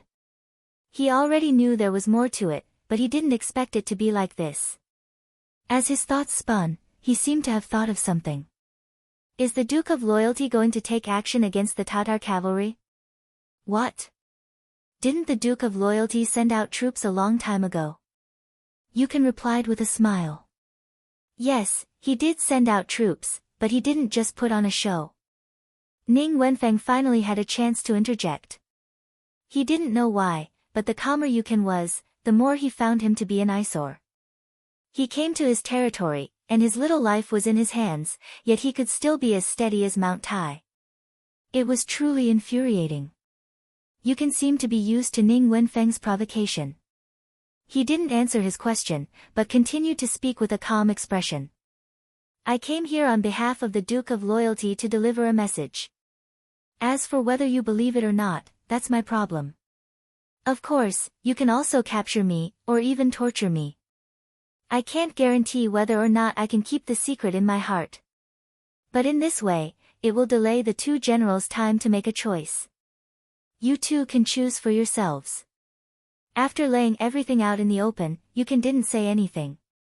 He lowered his head and continued to drink his tea, like a thirsty person looking at sweet dew. His actions showed that he had completely disregarded life and death. Often, people like this didn't bow their heads easily. Even if they were captured and tortured, there wouldn't be a result in a short time. And it just so happened that Shi Wanshan didn't have much time left. If he made a single mistake, he wouldn't have the chance to turn things around. Mr. Yu, do you have any keepsake to prove your identity? Shi Wanshan still didn't give up. No. Yukon answered very straightforwardly. Then he added, Tulu City has already been sealed. Where would I get a keepsake? Without a keepsake, where did you get the news? Ning Wenfeng interrupted again, feeling that he had caught the other party's loophole. You don't have to worry about this. In short, I'm telling the truth. Whether you believe me or not, you 2 generals can consider it yourselves. You can definitely wouldn't tell them about the telegram. This was still a secret to the other forces. Of course, the longer it was hidden, the more advantageous it would be. The stubborn Yukon immediately made Ning Wenfeng give birth to a kind of feeling of not knowing where to cut. At that moment, he shifted his gaze to Shi Wanshan. It was obvious that he wanted the commander to make the decision. Shi Wanshan frowned. Yukan's appearance was too unexpected. He couldn't make a decision in a short time. He still needed more time to consider. He slowly raised his head. Mr. Yu, thank you for your information. How about this, I'll think about it before making a decision. Now, please go back and rest. Alright, there's no need to inform this commoner of your decision. It won't take long for the whole world to know of your decision. Yukon knew that his mission was completed. There was no point in staying any longer. He stood up, nodded to the 2 generals, and turned to leave. Outside the door, when the bodyguard escorted Yukon out, he saw the signal in Shi Wanshan's eyes. He lightly nodded his head to show that he understood. Once Yukon left, Ning Wenfeng didn't care about anything else and said anxiously, "Commander, you don't really believe that he was sent by the Duke of Loyalty and Courage, do you? He doesn't have anything on him to prove himself. If we can't get out, how can we prove it?" Shi Wanshan asked back and said, "At this moment, do we have any other choice?" But why did the Duke of Loyalty and Courage do this? Ning Wenfeng was speechless, so he changed his way of asking. "Didn't you say it before? The Duke of Loyalty and Courage wants this supply route. This is the reason." Shi Wanshan suddenly stood up, as if he was convincing himself, or perhaps he had already made a decision in his heart. Yukon left the city lord's mansion and returned to his own courtyard. He quickly turned off the lights and went to sleep. The bodyguard sent to follow him didn't find anything out of the ordinary, so he could only send someone else to keep watch while he hurried back to report the situation. Shi Wanshan had long been prepared for this. Since Yukon dared to show himself, he would naturally clean up all the loose ends. He knew that it was impossible to find an answer from Yukon. However, Shi Wanshan didn't want to let him go. Once he left Tulu City, he would take this person with him. If he wasn't sent by the Duke of Loyalty and Courage, then he would take his life before he died. It was also from this night that the Baiming army made preparations to retreat.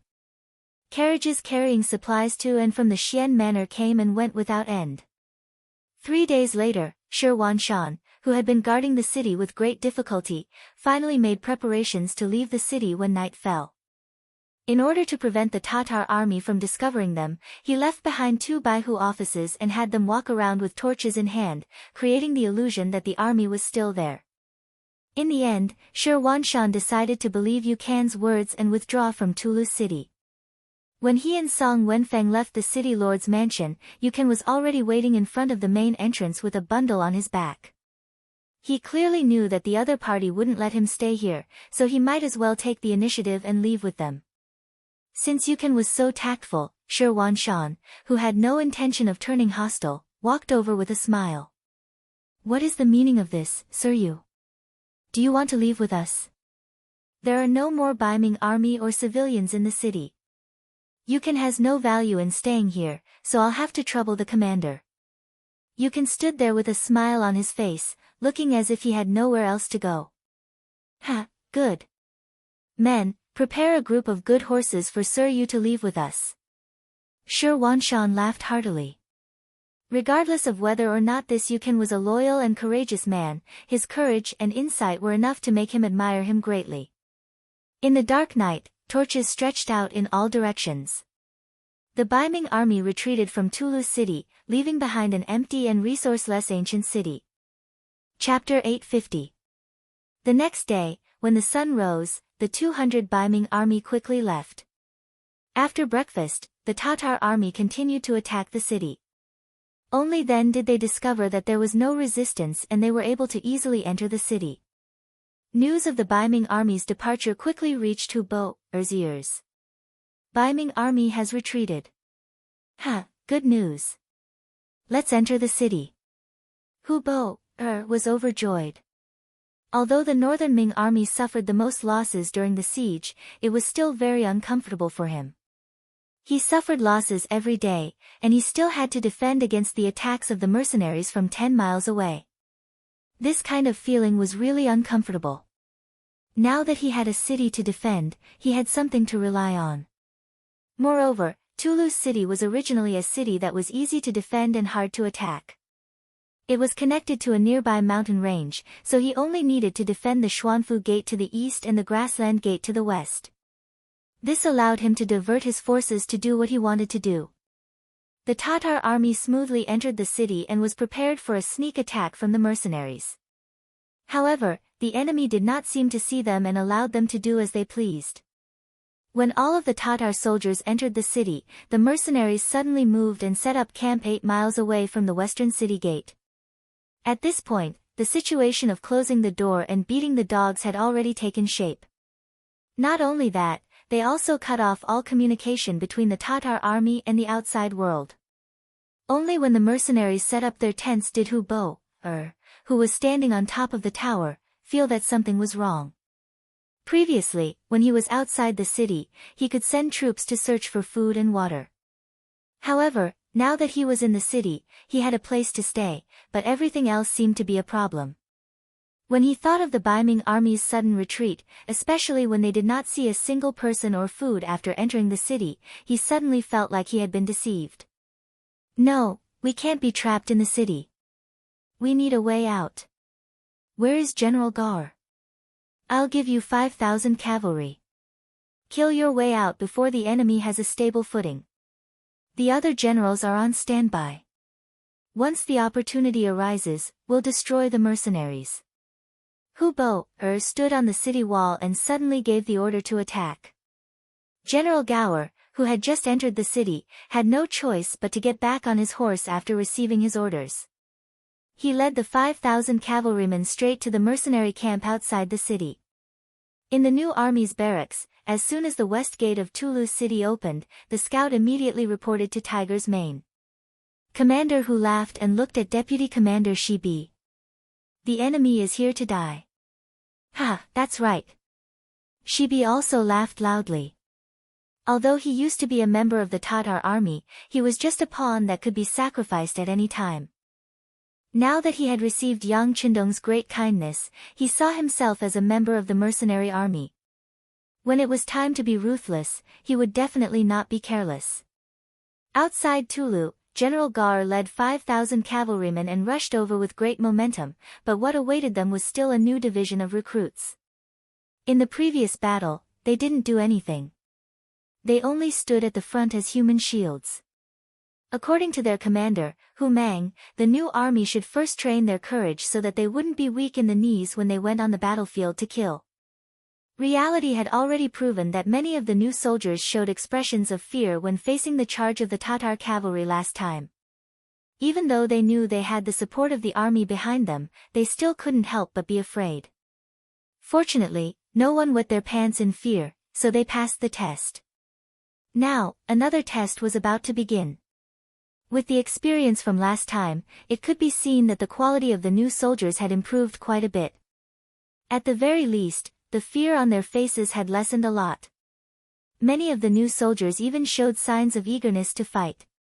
Gore, who was charging forward, saw that the mercenaries were still using the same trick as the last time. For some reason, his heart started to pound as he rode on his horse. He had a premonition that he wouldn't be able to gain any benefits this time. But when he thought about how General Hu Bo was looking at him from the city wall tower behind him, he couldn't turn back. He could only lead the army forward. But in the process of charging, he intentionally slowed down and stayed at the back. Last time, General Mazum had been killed by a musket. With this experience, he wouldn't be so easily fooled. Gar's premonition was very accurate. When the Tatar cavalry was 1 li away from the mercenaries, the new division's cavalry once again retreated to the sides, revealing the musket-wielding soldiers of the 6th Battalion behind them. Then, the sound of gunfire rang out. One after another, the charging Tatar cavalry were shot off their horses. The smell of blood had already filled the air before the two sides had even come into contact. This scene greatly slowed the charging Tatar cavalry. Kill! Ma Xiangshan, the commander of the light cavalry regiment, shouted again. A regiment of 2,000 light cavalry poured out in full force, heading straight for the Tatar army that had already been frightened by the muskets. Retreat!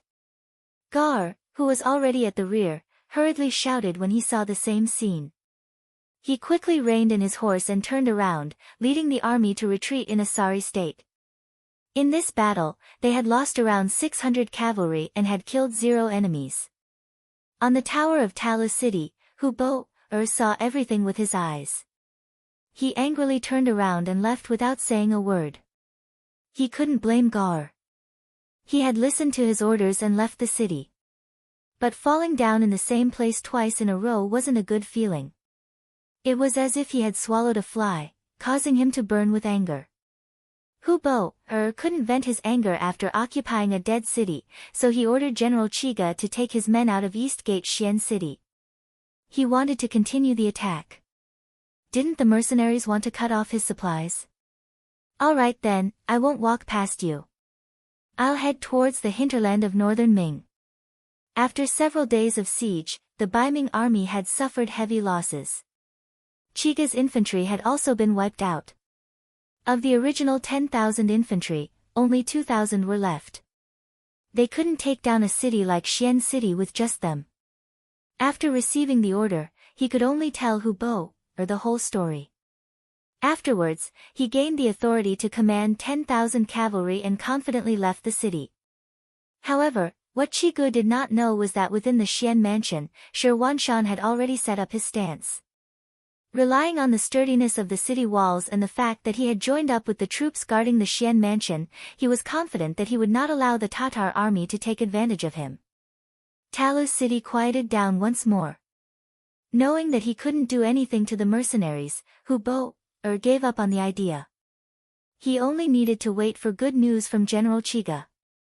At that time, he only needed to leave a portion of his men to defend Talu's city. The mercenaries would be blocked outside, and he would be able to lead his army to do whatever he wanted in the hinterland of northern Ming. The mercenaries below the city tower were as calm as ever. The soldiers woke up on time and went out for exercises. They were as free as if they were in their own city. They were waiting for the sixth young master to give the order to attack. In the first city, Yang Qindong didn't give the order to attack. He was also waiting for Shi Wanshan and the Tatar army to both sides to suffer heavy losses. At that time, it would be time for him to send out his troops. While waiting, the Mongol tribes in the north of Mo Bay finally sent out good news. Fan Yuhai finally stopped waiting and revealed his devil's fangs. He used the excuse of marrying Tuoya as an excuse to replace Sud Khan. The Mongol camp in the north of Mo Bay was 100 miles west of the Inma River. It was the end of spring and the beginning of summer. The grasslands were no longer covered in snow and desolation. Instead, it was filled with greenery. However, as the flower of the north of Mo Bay, Princess Tuoya's mood was not as good as the weather. Instead, her face was extremely ugly and her heart was heavy. Ever since her father was injured and returned from Yendu, he had been bedridden. He stayed in a tent the size of a yurt and rarely saw guests. Even as his daughter, she had only seen him 3 times. Moreover, 2 of the times she saw the unconscious Sud Khan. He only woke up once and said to her with a smile that he had already found her a satisfactory husband. That was the famous General Fan Yuhai. Although Fan Yuhai was only 30 years old, he was much older than Tuoya. Especially when he was usually silent, he always gave people a feeling that strangers shouldn't get close to him. He also gave people a feeling of liveliness, which made Tuoya very uncomfortable. She couldn't understand why her father would make such a decision. Before, they had agreed that her husband would only marry if she agreed. Only, it was a pity that Sud didn't give her any opportunity to speak. After he finished speaking, he used the excuse that he was tired and needed to rest to forcibly have Tuoya leave. Ever since she left the tent, Tuoya's face didn't smile again. Facing a man she didn't understand at all, yet he wanted to be her husband, and for a lifetime at that. She really couldn't accept this. However, she couldn't go against her father's orders, so she didn't know what to do either. She wanted to discuss this with others, but only then did she discover that the people she was familiar with were no longer by the side of the Khan's main tent. When the army retreated, Zamubala was killed by the mercenaries who stayed behind to cover the retreat. General Day Song was ordered to train the tribe's younger generation, hoping that they would have the strength to fight again. General Bao Yin, who had the best relationship with her, was ordered to recruit new soldiers from the tribe to replenish the military strength lost in the previous battle. For a time, there was actually no one she could use, no one she could talk to. At this moment, Tuoya felt helpless and lonely. Before Tuoya was born, Sud was already the leader of a large force. After that, he, who had the bloodline of the Golden family, called himself the Khan. In other words, from the moment she was born, she had a noble status. She stretched out her hand for clothes, opened her mouth for food, and rarely did anything go wrong. The only time he had been rejected was when he saw the white dragon horse by the stream and wanted to buy it, but he was rejected. Chapter 851. When she thought of that rejection, for some reason, a smile appeared on Tuoya's face. Although she had been rejected in a very straightforward manner, she wasn't angry. On the contrary, she had seen the scene of the god of war slaughtering in all directions. Which young man didn't have feelings? Which young woman didn't yearn for love? It was from that time that a shadow appeared in the depths of her heart. However, she was smart enough not to mention it to anyone. In particular, her father's following actions had reduced the possibility of this existence to the lowest. This time, her father had been injured by a flintlock. Tuoya knew even more clearly that the distance between her and that man would only grow further and further. After all, no woman of the grasslands would choose to marry an enemy. She turned her mind back and thought about the problem in front of her. Tuoya became troubled again. She didn't like Fan Yuhai and always felt that she couldn't see through this man. She didn't want to live in this kind of unhappiness for the rest of her life, so she secretly made a decision. She would find an opportunity to enter the king's tent. She wanted to see her father and explain things clearly. Although she wasn't good at fighting, women seemed to be born good at acting. After Tuoya secretly made a decision, her performance was no different from normal. Even when some of the maids began to prepare clothes for her before marriage, she still greeted them with a smile. There wasn't the slightest hint of disobedience. Involuntarily, the expressions of the guards responsible for watching her became relaxed. Once Tuoya really married General Fan, she would become their mistress. Of course, it was best not to offend such a woman if possible. This day, as usual, Tuoya walked out of the yurt after eating dinner and went to the nearby grasslands to enjoy the night scenery. This had become a habit for the past few days. This was also her preparation for the following actions. In the past few days, it had been like this time and time again.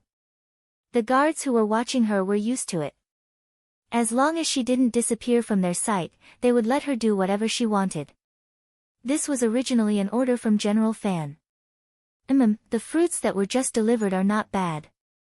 How about this, take out some for my father to try. Under the moon, the princess dressed in bright red robes waved her hand as she spoke. Beside her, a woman dressed in a maid's robe immediately acknowledged the order. Carrying a plate of fruits, she retreated, then lowered her head and walked towards the Khan's tent 100 meters away. She was only an attendant, so no one would pay attention to her. Even when she walked past the guards that were keeping watch, sure enough, no one took a second glance at her, and this caused Tuoya, who was extremely nervous in her heart, to be unable to help but heave a sigh of relief. Yes, the maid was Tuoya. The real maid was disguised as Tuoya and was sitting on a chair looking at the night sky. Taking advantage of the fact that no one was paying attention to her, Tuoya arrived in front of the main tent. The two guards guarding outside blocked her path. Who is it? Generals, this maid has brought a plate of fruits to the Khan under the orders of the princess. Please make an exception and don't make things difficult for the servants. Tuoya lowered her head as much as possible, not allowing the other party to see her face clearly. She then spoke in a slightly submissive tone. In the past few days, Tuoya had learned a lot from the maids in her own tent. She had also learned some of the daily actions. The two maids guarding the door didn't suspect anything. They merely took a look at the plate of fruits and didn't discover anything unusual. After that, they waved their hands. The Khan is resting. Quickly enter and quickly leave. Many thanks to the two generals. Tuoya lowered her voice and a trace of joy flashed across her face. Then, she stepped into the tent. Compared to the night sky outside, the yurt was much warmer inside, and there was also the smell of medicine. The moment Tuoya entered, she frowned. She hated the smell of medicine, but when she thought of her mission, she endured it and strode to the sleeping Suda's side. Then, she saw the scene of her father sleeping peacefully. Father, wake up. I am your daughter, Tuoya. I am here to see you. She softly called out. Knowing that there wasn't much time left, Tuoya stretched out her jade-like hand and gently shook the sleeping Suda. However, before her small hand could touch the body, Suda, who was lying on the bed, suddenly opened his eyes. When he looked carefully with the help of the candlelight, it was indeed his daughter, Tuoya.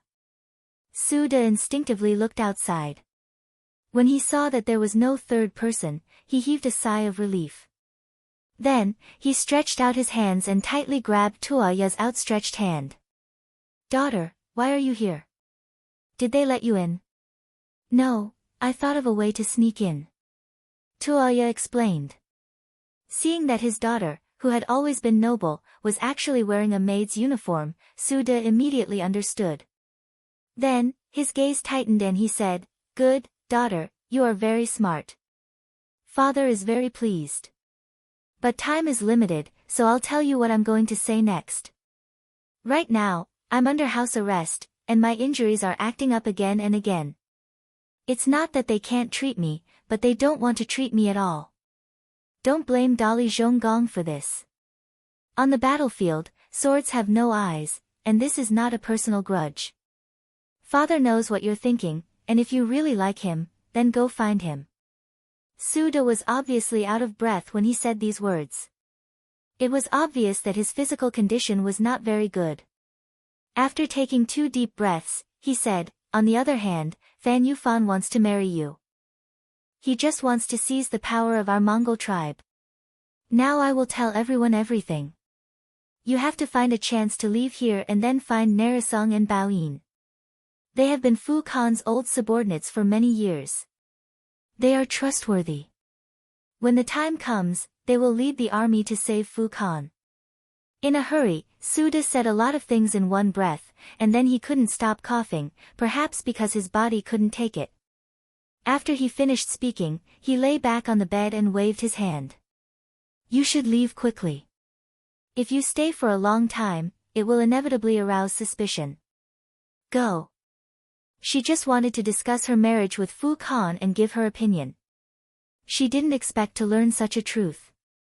Tuoya couldn't believe it. But after a moment of confusion, she calmed down. She also knew that this was not the time to talk. She looked at Suda who was lying on the bed and said, Father Khan, take care of yourself. Then she turned around and left the tent. Outside the tent, the 2 guards waited for a while. When they didn't see anyone coming out, they were about to enter the tent when Tuoya dressed as a maid came out. What happened? It's been so long, did Khan wake up? One of the guards asked with a puzzled expression. No, Khan has been sleeping all this time. The servants saw that the bedside was too messy and casually tidied it up. Tuoya lowered her head and said in a quick-witted manner. Oh. This explanation made the guard feel relieved.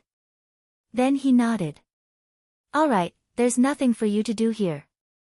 Quickly leave. It was no wonder that the 2 guards were so relieved. They knew that the medicine Suda took was originally a sleeping drug. After ordinary people took it, it would be difficult for them to wake up. But they didn't know that the medicine had already been discovered by Suda.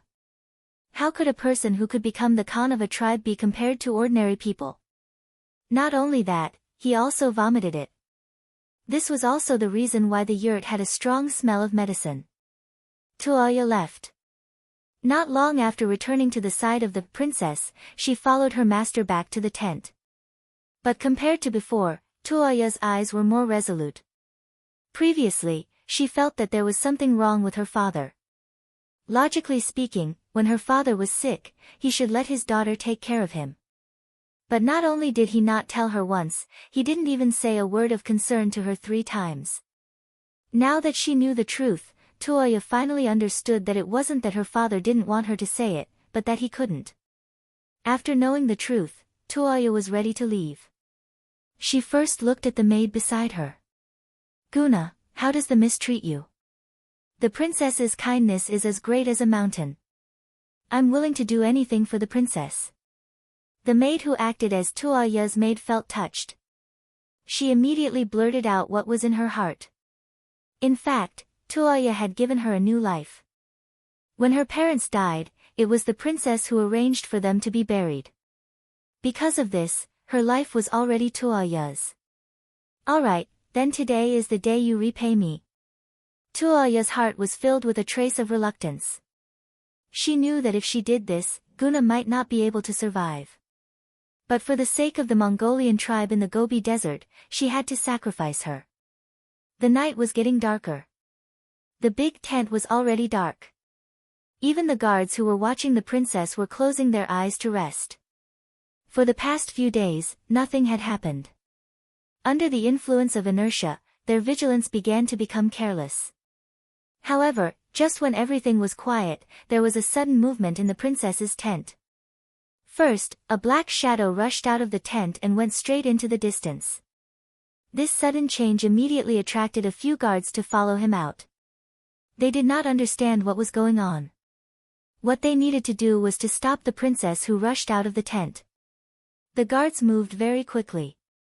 In less than half a cup of tea's time, they had stopped the woman who was running away with all her might. Then, one of them stood in front of the woman politely and cupped his fist. "Princess, it's late. You should go back and rest." After he finished speaking, the guard raised his head. When he raised his head, his eyes were filled with shock. You are not the princess. You are her maid. Ha ha ha." At this moment, Guna revealed a victorious smile.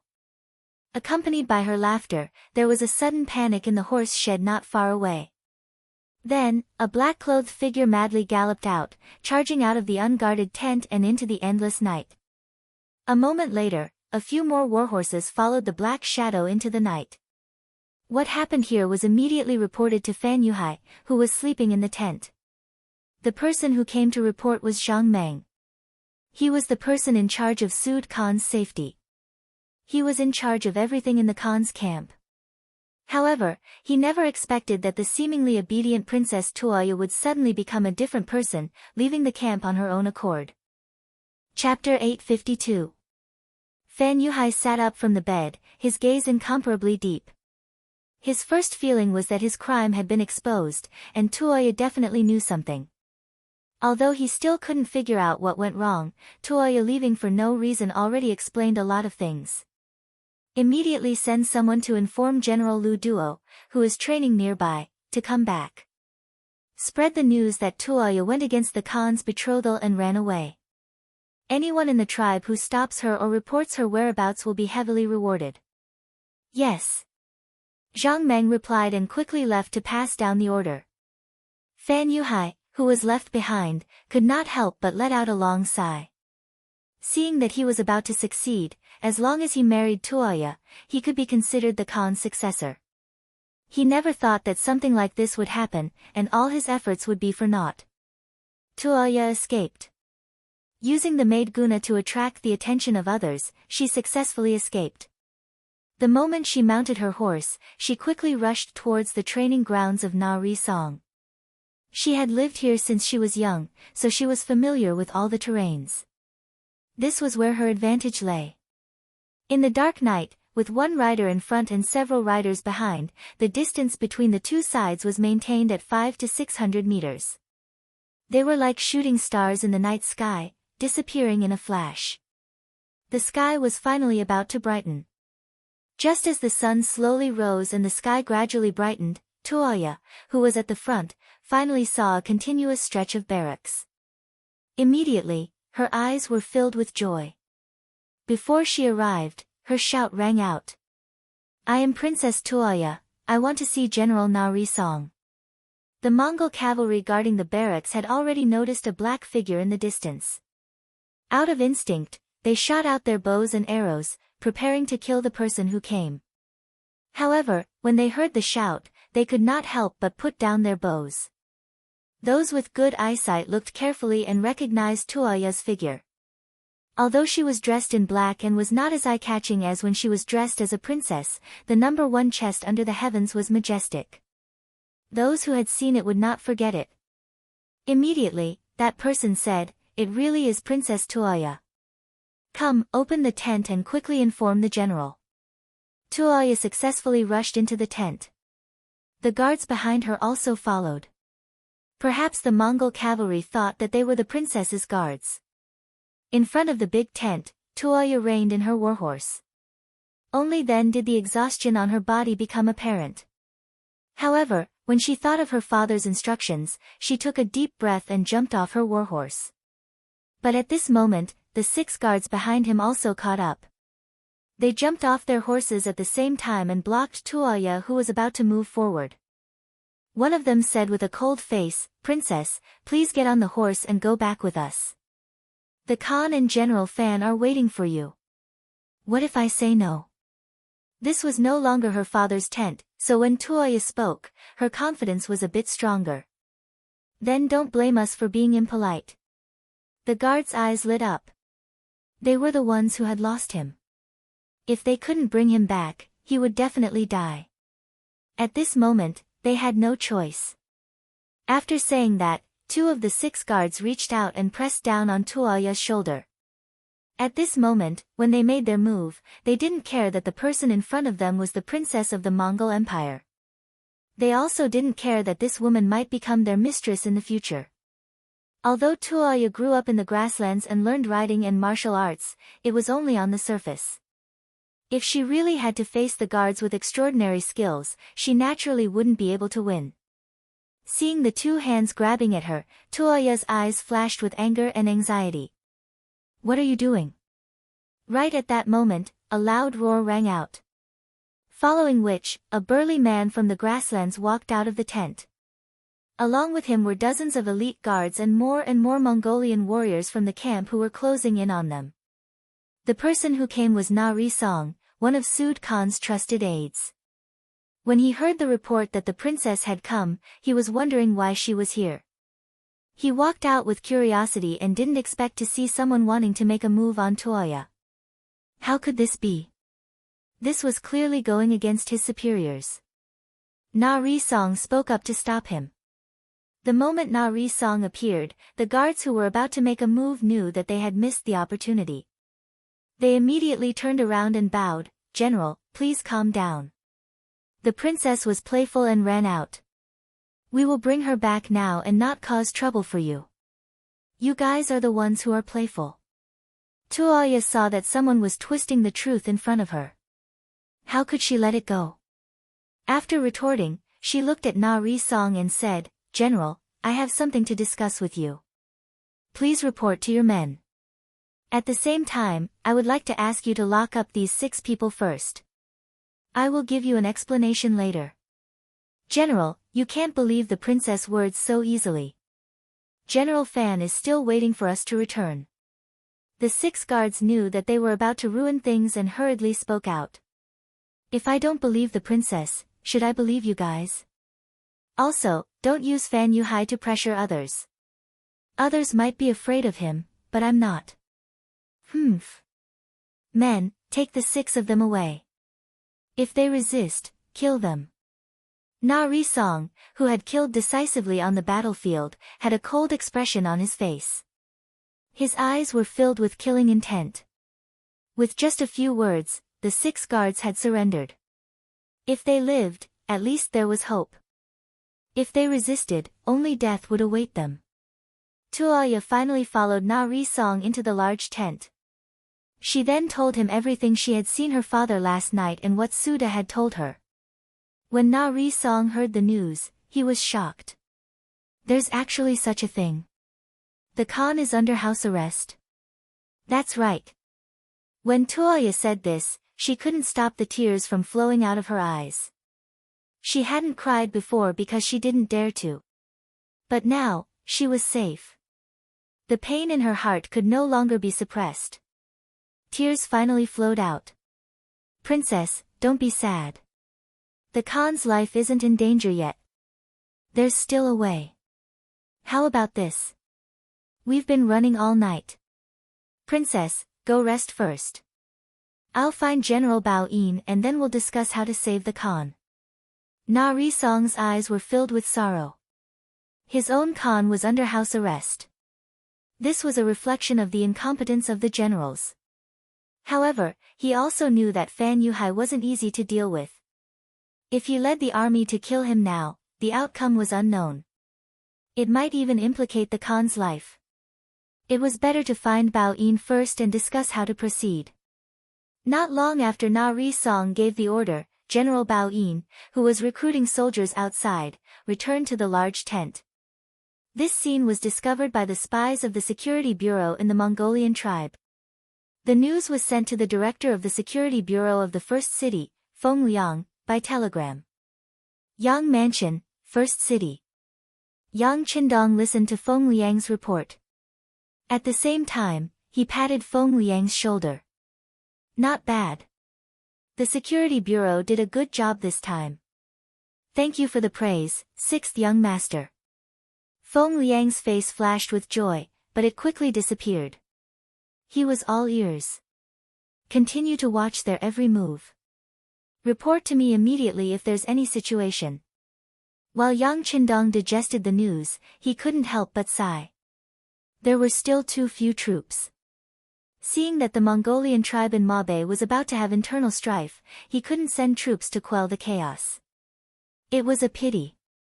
Feng Liang took the order and left. Looking at his back, Yang Qindong thought that this person's temperament was good. He was calm and capable. If he kept it up, he would be a promising talent. But this thought was just a fleeting thought. For Yang Qindong, it was still a problem of how to mobilize troops. Otherwise, no matter how big the opportunity was in front of him, he wouldn't have the power to intervene without enough troops. Yang Si, find Beta Persei. After nodding to Yang Si beside him, Yang Qindong sat back on the chair. Wu Xing's 3rd Division had been sent to the north. There had been no news for a long time, and he didn't know how it was progressing. Tiger's Mane's 1st Army was stationed under Toulouse City and couldn't be mobilized. Yang Qindong had to turn his attention to the logistics group. Although it was called the logistics group, its strength was incomparable. When the number of prisoners reached its peak, the number of prisoners reached more than 10,000. In the eyes of other forces, this would definitely be a good army. But for Yang Qindong, who pursued elite troops, he only used them as a construction team and good labor. While he was thinking about the problem, Beta Persei rushed over from outside the courtyard. Since Yang Si and Yang Lu arrived at the beginning city, his work pressure had decreased a lot, and he had put more energy into the logistics group. As soon as he entered the courtyard, he first saluted Yang Qindong and then said, "Young master, Beta Persei is here to report." "Humph. Clever boy." Looking at Beta Persei's businesslike appearance, Yang Qindong said with a smile in his eyes, which immediately attracted Yang Si's laughter. The atmosphere was very relaxed when they were together. Yang Qindong casually pointed to the table in front of him, where there was an open box of God of War cigarettes. Beta Persei didn't stand on ceremony and reached out to take it. He first gave one to the 6th young master, then casually lit one for himself. As for Yang Si, he didn't like this kind of thing, so he just let it go. When the smoke lingered, Yang Qindong slowly said, "If the logistics group is pulled up, how many people can they fight?" When it came to business, Beta Persei's expression became much more serious. Faced with this question, he didn't answer immediately. Instead, after a little hesitation and thought, he nodded and said, "About 5,000 people.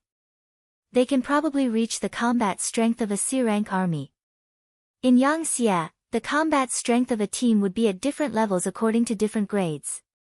For example, the Cold Front naturally had the highest combat strength, which was A rank. For example, the veterans of the new army could basically reach B rank. The D rank was generally the so-called militia and reserve.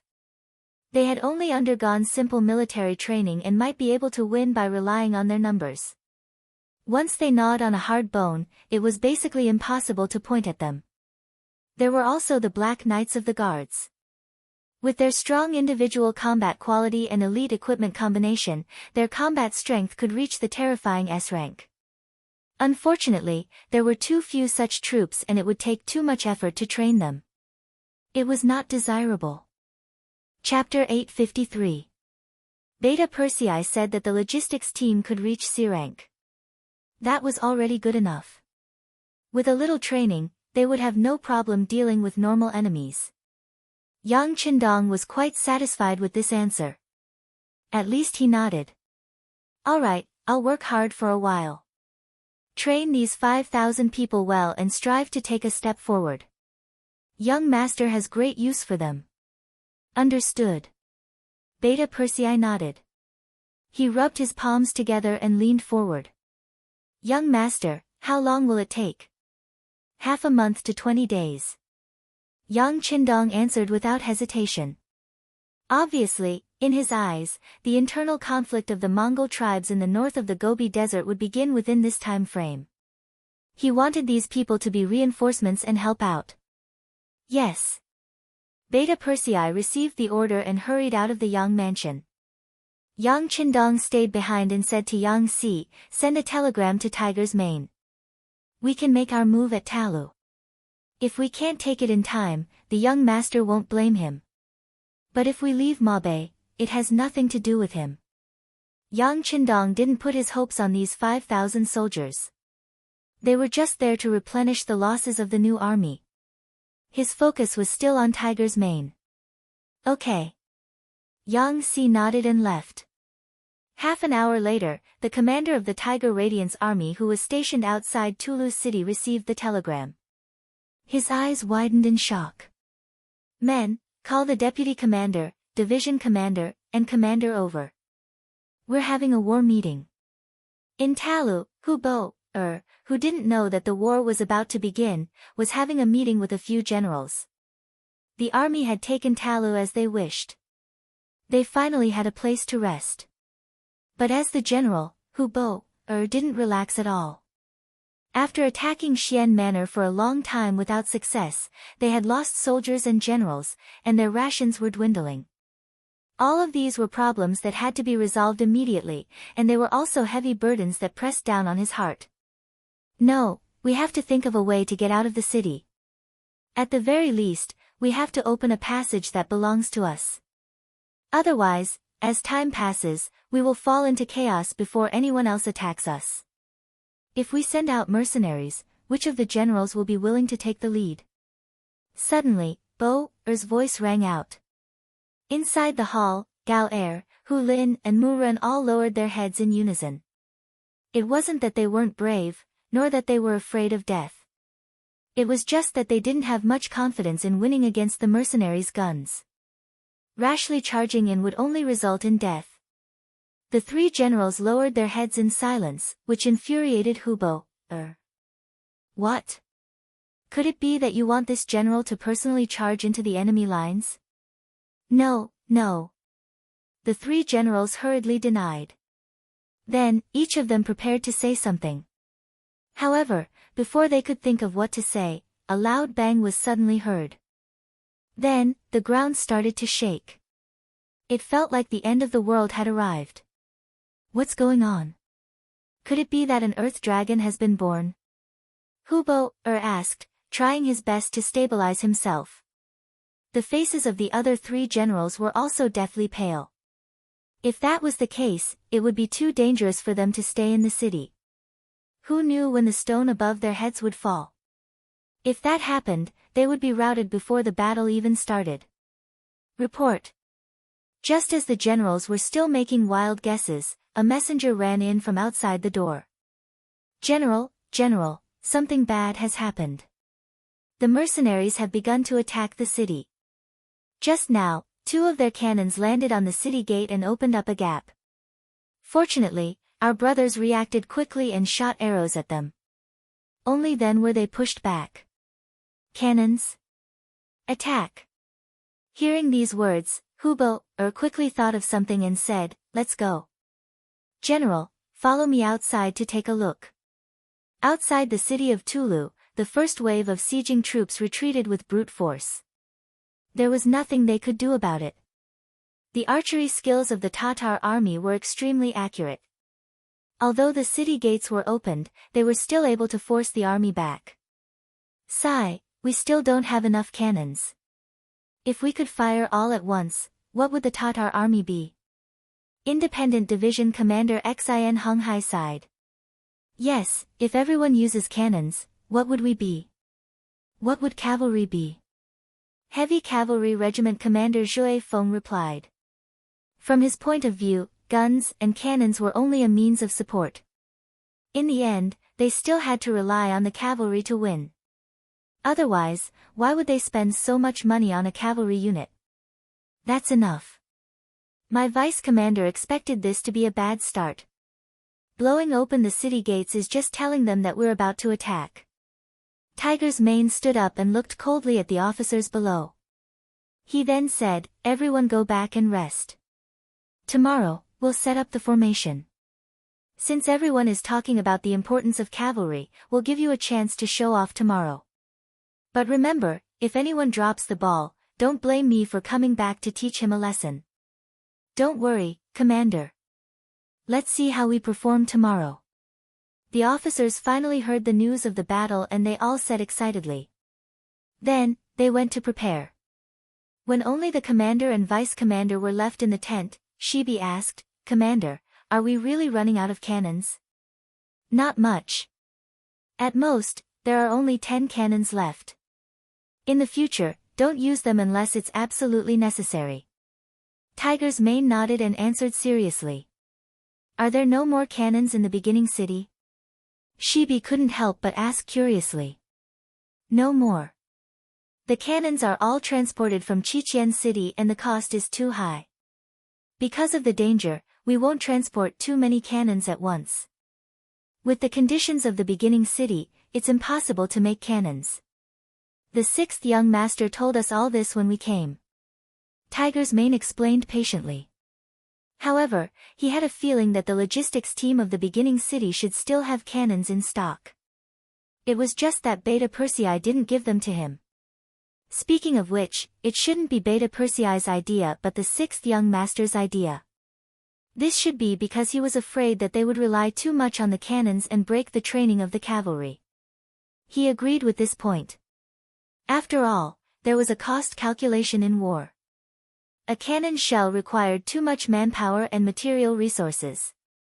If it was only used in this kind of war, hundreds of cannons might not be enough. If this war continued, even if Qiqian City's business was developed, there would be a time when it couldn't hold on. Shibi didn't know so many confidential things. However, he still understood one principle. In the following war, they couldn't rely too much on cannons. It was best to use firearms sparingly unless it was absolutely necessary. Their new army could win not only because of these external forces, but also because they had the strength to do so. "It's fine. Then let the cavalry charge. Our soldiers eat well, wear good clothes, have good weapons and are full of spirit. The rewards for fighting are also high. As long as the soldiers fight with their lives, there's no enemy we can't defeat." Shibi encouraged himself. "That's right." Tiger's Mane nodded. So what if they didn't use cannons this time? They could still use their cavalry to defeat the Tatar army. Then, they would let the people of the grasslands know that the sky had changed. A declaration of war was shot into the tower of Tulu City. Soon, the letter appeared in front of Hubo. After reading the letter, Hubo suddenly raised his head and laughed. "Ha, you really overestimate yourselves. If you use cannons and firearms, we might be afraid of you. But if it's just a competition of cavalry, then I'll show you who's the real hero of the grasslands. Men, give the order. The army will rest well tonight and set off tomorrow." The letter was naturally the letter of challenge. The letter clearly stated that a mountain cannot accommodate 2 tigers. In order to prove who was the real ruler of the grasslands, the mercenaries were willing to put away their cannons and firearms. They hoped that the Tatar army would not be a coward. Otherwise, the cannons would fall on Tulu's city at any time. At that time, they wouldn't be able to say that they didn't give them a chance to bully them. The Tatar army was afraid of the mercenaries, but they were afraid of their firearms.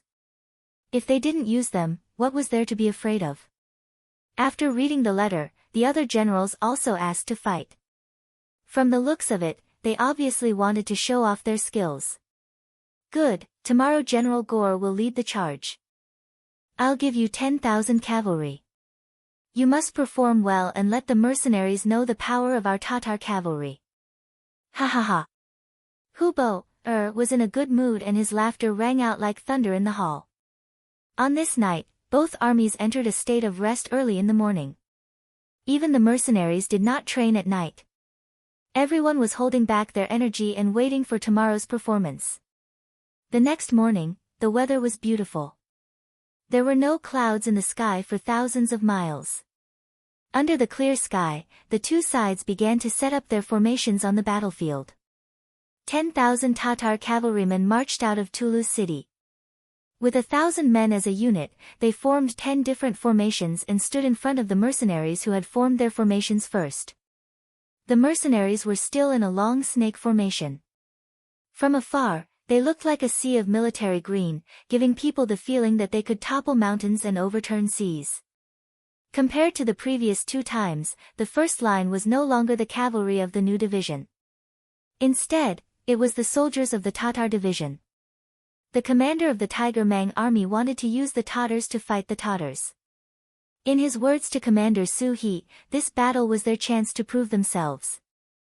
Although they were both Tatar cavalry, they didn't belong to the same faction. Su He was originally Agar Dorji's subordinate, while Hubo belonged to the Khan's faction. Normally, there would be animosity between them, and it was only a matter of time before they clashed. Right now, it was just that Tiger's man had created an opportunity for them. Chapter 854. The two armies stood in front of each other, and the battle was about to begin. Before that, Tiger's man said to the Tatar division commander, Su He, today's battle will depend on your performance. You have 6,100 men, while the enemy has 10,000. That's not enough, so I'll give you command of the heavy cavalry to make up for it. As for how the battle will turn out, I'll just wait and see. Don't worry, Commander. If we can't win this battle, I'll bring my head to you, Su He said confidently. With the elite weapons in hand, the 3-to-3 battle style, and the tip of the arrow technique, he really didn't have anything to fear in the face of 10,000 Tatar cavalry. All right, trumpeters, listen to Division Commander Su's orders. Knowing that he had said all he needed to say, Tiger's man retreated to the side and handed command of the battle to Division Commander Su He. This was also taught by Yang Qindong. According to him, no one could monopolize everything in a war. Moreover, opportunities on the battlefield were often fleeting. Therefore, the frontline commanders were the ones who understood the situation of the battlefield the best. They would go all out even if it was for their own lives. Unless it was necessary, no one should disturb the commanders on the front lines. After taking command, Su He was even more confident. He shouted to a division commander, soldiers, this is our chance to prove ourselves. Let's do our best and beat the enemy until their parents can't even recognize them, okay? Yes. The 6,100 cavalrymen replied loudly. Ha, come, blow the bugle call. Beep beep beep beep beep, the blood-boiling bugle call sounded out, and the 6,100 cavalrymen split into platoons or companies, forming hundreds of tip of the arrow, and galloped forward on their horses. Everyone's dust surged under the hooves of their horses, like the surging waters of the Yangtze River rushing away. On the city walls of Teru, the war drums also sounded. After the 10,000 Tatar cavalry received the order, they charged forward under the lead of General Gar. Unlike the mercenaries, they attacked from the left wing, the middle, and the right wing.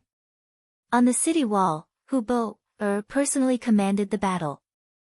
When he saw that the mercenaries had only sent out 6,000 men, he couldn't help but laugh out loud.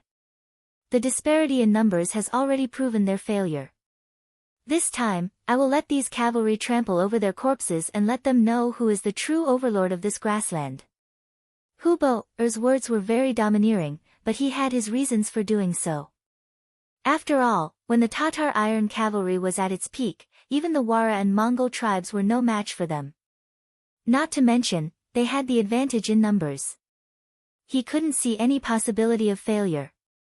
Compared to Hubo's confidence, General Gar's eyes flashed with uncertainty. He realized that the mercenaries were charging at them in a way that they had never seen before.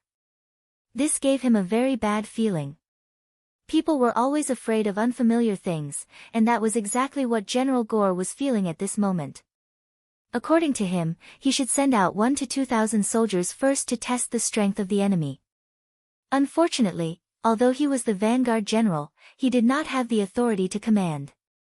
He had no choice but to charge with the army while carefully observing the power of the enemy's battle formation. In a cavalry charge, before the two sides met, there would often be a test of arrows.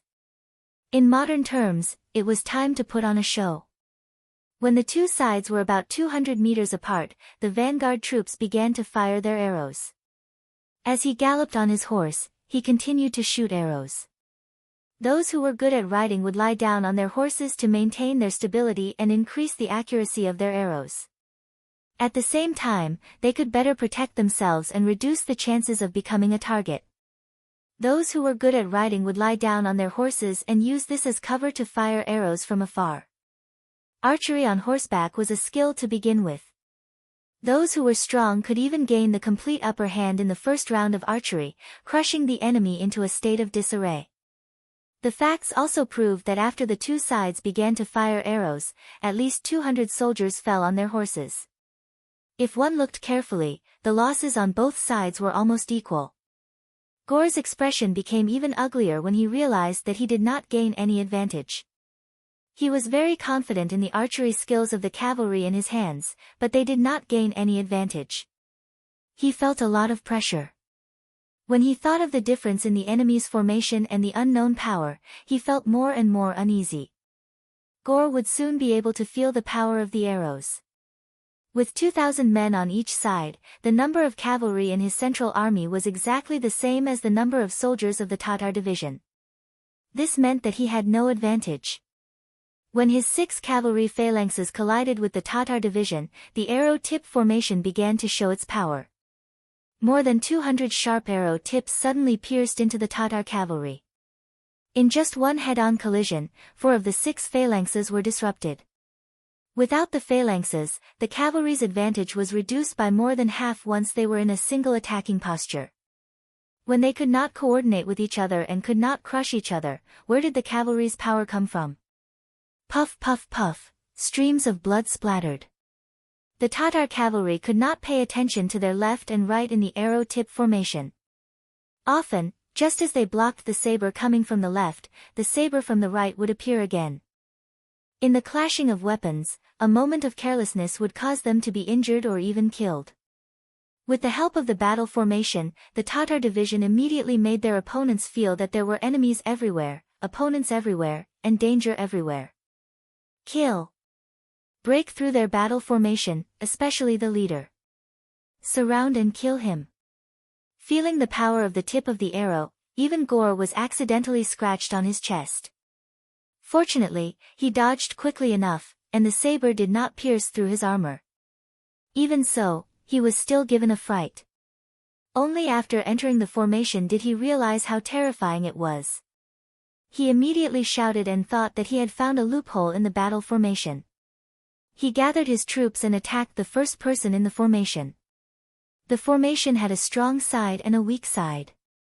It was like how there were many death gates in the formation, but there were also life gates. There was no doubt that the strength of the arrow tip formation lay in the leader. He was like the sharp tip of a saber. Once he stabbed into a person's heart, it would be like the body of a saber stabbing into a person's heart, making it impossible to guard against. But what if the tip of the saber was blocked or even cut off? The result would most likely be different. Gore was indeed a veteran general who had been on the battlefield for a long time. He immediately made adjustments.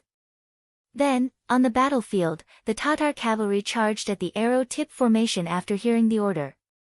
They looked like they would pay any price to behead the leader of the arrow tip formation. However, there were too many arrow tip formations. Even if they expended a great deal of effort to cut off a tip, the other soldiers could quickly find a new one. There was also the 3-3 formation that could be used. This was a formation that could be formed by 3 cavalrymen. It could increase the power of both offense and defense by several times, making it impossible to defend against. After expending a great deal of effort and sacrificing countless cavalrymen, they did not obtain the result they wanted. Instead, their charge was thrown into disarray by the formation. In a short period of time, the 6,000 Tatar soldiers were divided into over 100 groups, and the number of casualties continued to increase. Gore, who was protected by his personal guards, was also surrounded by the 4 arrow points formation. He commanded his soldiers to cut off one of the sword points, but another one would take its place. Seeing that he was in danger, he had no choice but to issue an order for the 4,000 cavalrymen on the left and right to come to his aid to maintain the balance of the situation. Gore, who was in the middle of the formation, was already panicking. However, he had forgotten that while he was the vanguard general, there was another general on the city walls who held a much higher position than him. He was Hubo. Hubo had already taken over command of the battlefield. He was the one who controlled the beats of the drums. In ancient wars, soldiers relied on the beats of the drums to decide whether to advance or retreat. In this aspect, the mercenaries who used bugles to command were different from them. They were more flexible and could even be said to be at the forefront. Oftentimes, whoever controlled the drums would control the army. For example, when charging, they had to beat the drums to boost morale. When retreating, they had to beat the drums to signal a retreat. Hubo's expression was ugly when he saw Gore's cavalrymen being pierced through by the mercenaries. However, he did not send out any reinforcements. He wanted to wait for the two sides to reach a stalemate before sending out the remaining 4,000 cavalrymen. That way, victory would be assured. Hubao had overestimated the strength of his cavalry and underestimated the strength of the mercenaries. Just as he wanted to observe the situation and stimulate the fighting spirit and potential of General Gaur and the others, the mercenaries on the main battlefield were slowly gaining the upper hand. With the help of the formation, more and more Tatar soldiers were being cut down from their horses. With the help of the formation, the Tatar cavalrymen had to face the sharp sabers coming from all directions. It was simply impossible to defend against the attacks. The battle went unexpectedly smoothly. Division Commander Suhi once again raised his blade and cut down his target. Using this opportunity, he looked around and found that most of the remaining cavalrymen were his own. There were very few enemy cavalrymen left. He was so excited that he couldn't help but have a greater ambition. Seeing that the enemy troops on both sides were still wandering around, he still wanted to take advantage of the situation and didn't have the intention to send out his troops. He called for the commander of the 1st Battalion, Gu Shan. You attack from the east, I'll attack from the west. We'll disrupt the enemy's formation and obtain a greater victory. Chapter 855. Understood. Gu Shan, who had matured into a proper battalion commander, immediately agreed. He then rode his horse across the battlefield, notifying the other battalion commanders and company commanders. In an instant, wherever he went, more and more arrows were pointed at the cavalry on both sides. The drums on the city walls were still as steady as before, showing no signs of launching the final attack. The 4,000 cavalry on both sides were still waiting.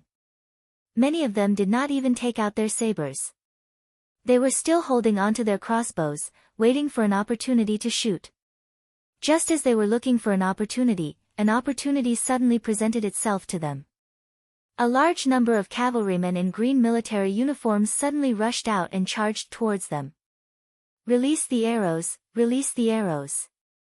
The Tatar cavalry naturally wouldn't miss out on such a good opportunity.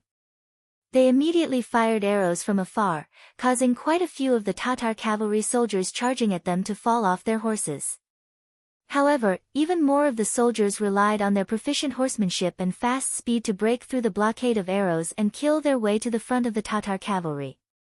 Just as the Tatar cavalry on both sides were about to release a second wave of arrows, the mercenaries had already used their speed to rush in front of them.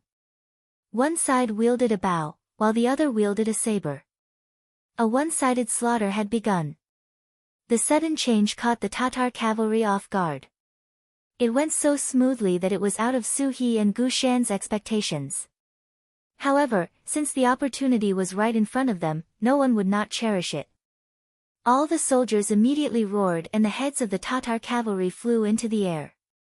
Blood flowed all over the ground, and the stench of blood filled the air. Not good.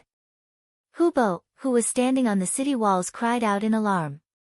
He quickly shouted to the drummer beside him, "Pass down the order, the entire army is to move out.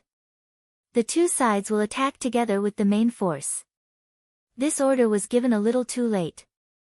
If it was given a quarter of an hour earlier, perhaps the situation would not be too bad even if it was not to their advantage. However, it was clearly too late now. Everything was too late. The 4,000 cavalry on the two sides were caught off guard. In a single charge, they had lost at least a quarter of their men. They had already lost the best opportunity to attack. "General, let's retreat." General Mu Ren and General Hu Lin, who were watching the battle, knew that the only way was to retreat quickly. Otherwise, the loss would be greater. Even though she did not want to accept this result, Hu Bo knew that if the battle went on like this, their losses would only be greater. She could only nod and say, "Send down the order to retreat. Archers on the city gate tower, get ready to prevent the enemy from taking the opportunity to charge into the city." The sound of the gong finally rang out. To Gore, who was still in the formation, it was like the sound of a celestial being. After a fierce charge, a bloody path was finally carved out, and the army retreated into Tulu's city. However, compared to the 10,000 cavalry that had left the city, not even half of them had returned. After 4 hours of fighting, the Tatar cavalry had paid a price of more than 5,000 men, and nearly 2,000 of them were injured. On the other hand, the Tatar cavalry division had less than 500 casualties and around 3,000 wounded. Just looking at the number of casualties, it was an exaggeration of 10 to 1. From this, one could see how powerful the arrow formation was. Don't chase a cornered enemy. Let the new division clean up the battlefield. The Tatar division, retreat and rest. Tiger's Mane looked at the bloody battlefield in front of him with a satisfied and happy expression. This battle had shown the might of the new division. Even though they had lost 3,500 men, they did not use any firearms to kill 5,000 and injure 2,000. No matter how one looked at it, it was a great victory. Su He, who was covered in the blood of the enemy, retreated with his troops. Tiger's Mane and Shibi went up to him and praised him. Tiger's Mane immediately said that he would report this battle to the 6th young master and try to get a second-class merit for the Tatar division. Even though they were tired from fighting all the way, when they heard the result, all the soldiers of the Tatar division still cheered loudly. This not only represented honor, but also represented that after this battle, each of them would receive a generous reward. This scene caused the other divisions to be filled with envy. The head of the heavy cavalry regiment, Zhou Feng, directly rode up to Su He and hammered his bloody chest. "You're not particular. You didn't call our heavy cavalry regiment for such a good thing. You didn't even give us a share of the merit, huh?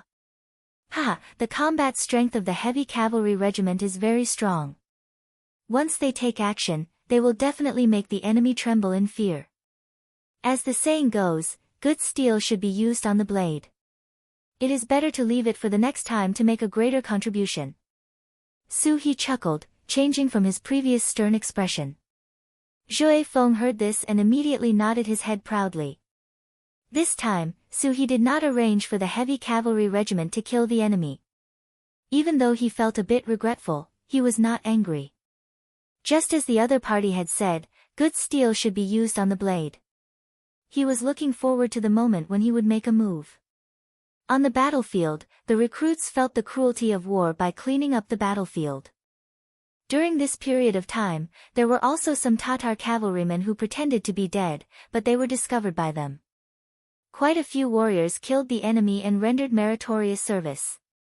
As a result, the other recruits were endlessly envious. Everyone followed suit. Regardless of whether the enemy was dead or not, there was nothing wrong with killing them first. The recruits are also growing. Tiger's Man looked at this scene and said with gratification, "Yes, everyone is growing. It's just that can't we give them a boost?" The vice commander on the side suggested. "Oh. Vice Commander, what do you mean? Jingguan. This is the 6th young master's best method to intimidate the enemy. At the same time, it's also a chance to train the recruits. Zhui Feng did not hide anymore and took the initiative to speak his mind. Yes, the idea is not bad. Give the order to Commander Lu Zhua and let him know. Tiger's man only hesitated for a moment before agreeing. Although killing a dead person wasn't considered a hero, it was still considered to have seen blood. With this kind of experience, they would not be as afraid on the battlefield as before. Of course, the Jingguan could also intimidate the enemies in Tulu City. It would let them know what the consequences of going against the mercenaries were. The two commanders agreed and the Jingguan was immediately established. During this process, countless recruits vomited and their faces turned pale. They felt weak all over. However, just as the two commanders thought, after this experience, they had matured a lot. When they fought again, their blades were steadier and their hearts were more resolute. On Tulu City, Hubei and the others could only watch as the huge Jingguan was built. There was nothing they could do. The sky was already dark. It was hard to predict what would happen if they sent out troops now. Even if they wanted revenge, they could only wait until the next day. Rest well. Victory and defeat are common in war. In tomorrow's battle, we must make up for today's losses. After saying this, Hubei turned and left. While the Tatar cavalry were waiting for revenge, the mercenaries were also waiting for tomorrow's battle to gain merit. Because just a moment ago, Tiger's man had announced the war god's decision. The Tatar division would be awarded a second-class merit and all the rewards would be sent to the camp the next day. The soldiers of the Tatar division were naturally overjoyed. In the eyes of the soldiers of the other divisions, other than envy, they secretly made up their minds to fight for tomorrow's battle and perform even better. Under the anticipation of both sides, the moon set and the sun rose. The next day came as promised. Hubei picked another general, this time another general, Hu Lin, and gave him 10,000 cavalrymen. After summing up the experience from last time, Hubei handed over the authority of war to Hu Lin, allowing him to perform on the battlefield. In the new army, the independent division replaced the Tatar division from yesterday's battle. Considering that the independent division still had 6 battalions of musketeers, Tiger Edge replaced all of them with Deng Yu's direct subordinate regiment.